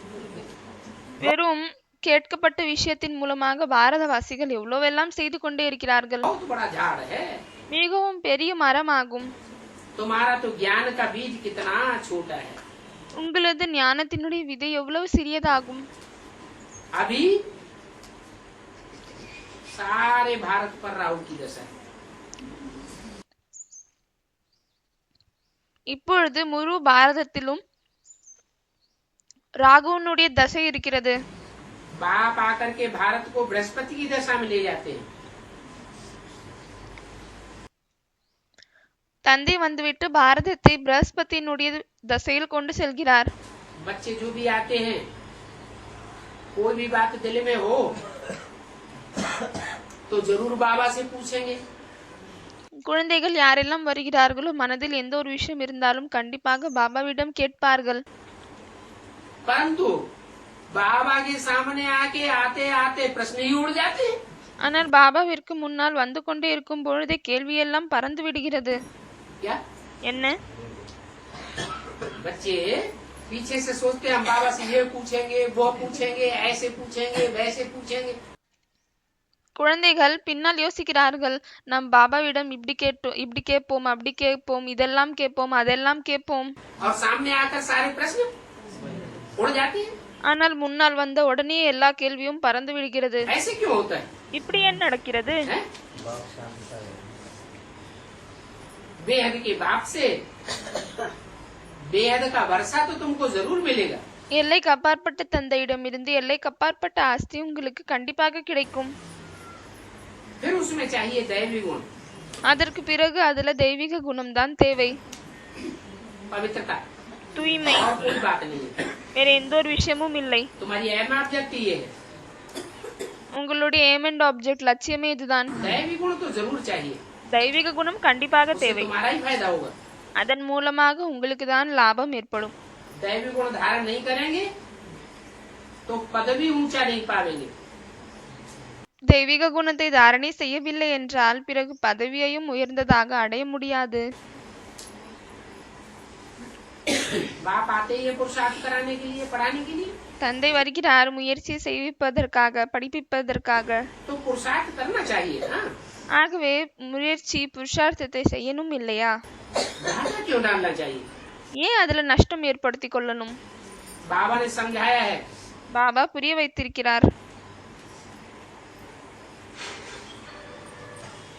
ये अभी विनाश होता है। இப்பொழுது அழிவு ஏற்படுகிறது. बच्चों को विनाश से पहले ही सभी कुछ दे जावे। குழந்தைகளுக்கு அழிவுக்கு முன்னாலே எல்லாமே கொடுத்து விட்டு செல்லணும். हैं? क्या दे जावे? என்ன கொடுத்துட்டு செல்லணும்? हैं? ज्ञान का जो भी, पढ़ाई का जो भी जिसको वर्षा लेना है, पढ़ाई के आधार पर जो படிப்பின் ஆஸ்தி யாருக்கெல்லாம் எடுத்துக்கொள்ளணுமோ, भी पढ़ाई पढ़ने के बाद पद मिलता है, படிப்பை படித்த பிறகு என்ன பதவி கிடைக்குமோ, पढ़ाई के आधार पर ही तो मिलता है। படிப்பின் ஆதாரத்தின் அடிப்படையில் தானே கிடைக்கிறது. तो बाप कहते हैं बच्चों को जल्दी जल्दी पूरा दे जावे। ஆகவே தந்தை சொல்கிறார், குழந்தைகளுக்கு சீக்கிரமாவே எல்லாமே கொடுத்து விட்டு செல்லணும். परंतु अभी मौत तो आया नहीं, ஆனால் இப்பொழுது இன்னும் மரணம் வரவே இல்லை. इसलिए सब अज्ञान की नींद में सोए पड़े हैं। அதனால்தான் அனைவரும் அஞ்ஞானத்தில் உறக்கத்தில் தூங்கிக் கொண்டே இருக்கிறார்கள். क्योंकि विनाश काले विपरीत बुद्धि है ना। ஏனென்றால் அழிவு நேரத்தில் விபரீதமான புத்தியாக இருக்கிறார்கள் இல்லையா? तुम्हारी तो बाप से प्रीति बुद्धि है। ஆனால் உங்களுக்கு தந்தையோடு அன்பான புத்தி தான் இருக்கிறது. बाप तुमको दिल से प्यार करते हैं, तुम भी बाप को प्यार करते हो। தந்தை உங்களை மனதில் இருந்து நேசிக்கிறார். ஆகவே நீங்களும் தந்தையை மனதோடு நேசிக்கிறீர்கள். इस समय कमाई करते रहो, இந்த நேரத்தில் சம்பாத்தியம் செய்து கொண்டே இருங்கள். जब लड़ाई का टाइम होगा फिर तो लड़ाई में बुद्धि जाएगी। பிறகு எப்பொழுது சண்டைக்கான நேரம் இருக்குமோ அப்பொழுது வெறும் சண்டையில்தான் புத்தி செல்லும். या कमाई में बुद्धि जाएगी, இல்லையானால் வருமானத்தில் சம்பாத்தியத்தில் புத்தி செல்லுமா? लड़ाई में बुद्धि चली जाएगी। சண்டையில்தான் புத்தி சென்று விடும். अभी तो 21 जन्म की कमाई है। இப்பொழுது 21 பிறவிக்கான வருமானம் சம்பாத்தியமாகும். गफलत मत करो, அலட்சியமாக இருக்காதீர்கள். ब्राह्मणों का संग तारे और शूद्रों का संग बोड़े। பிராமணர்களின் தொடர்பு நம்மளை மேல் நோக்கி கொண்டு செல்லும். பிறகு சூத்ரர்களினுடைய தொடர்பு கீழ் நோக்கி கொண்டு செல்லும். शूद्र उनको कहा जाता है जो कुसंग करते रहते हैं। சூத்ரர்கள் என்று அவர்களை தான் சொல்லப்படுகிறது யாரு கெட்ட தொடர்பில் இருக்கிறார்களோ. ब्राह्मण किसको कहा जाता है? பிராமணர் யாரை சொல்லப்படுகிறது?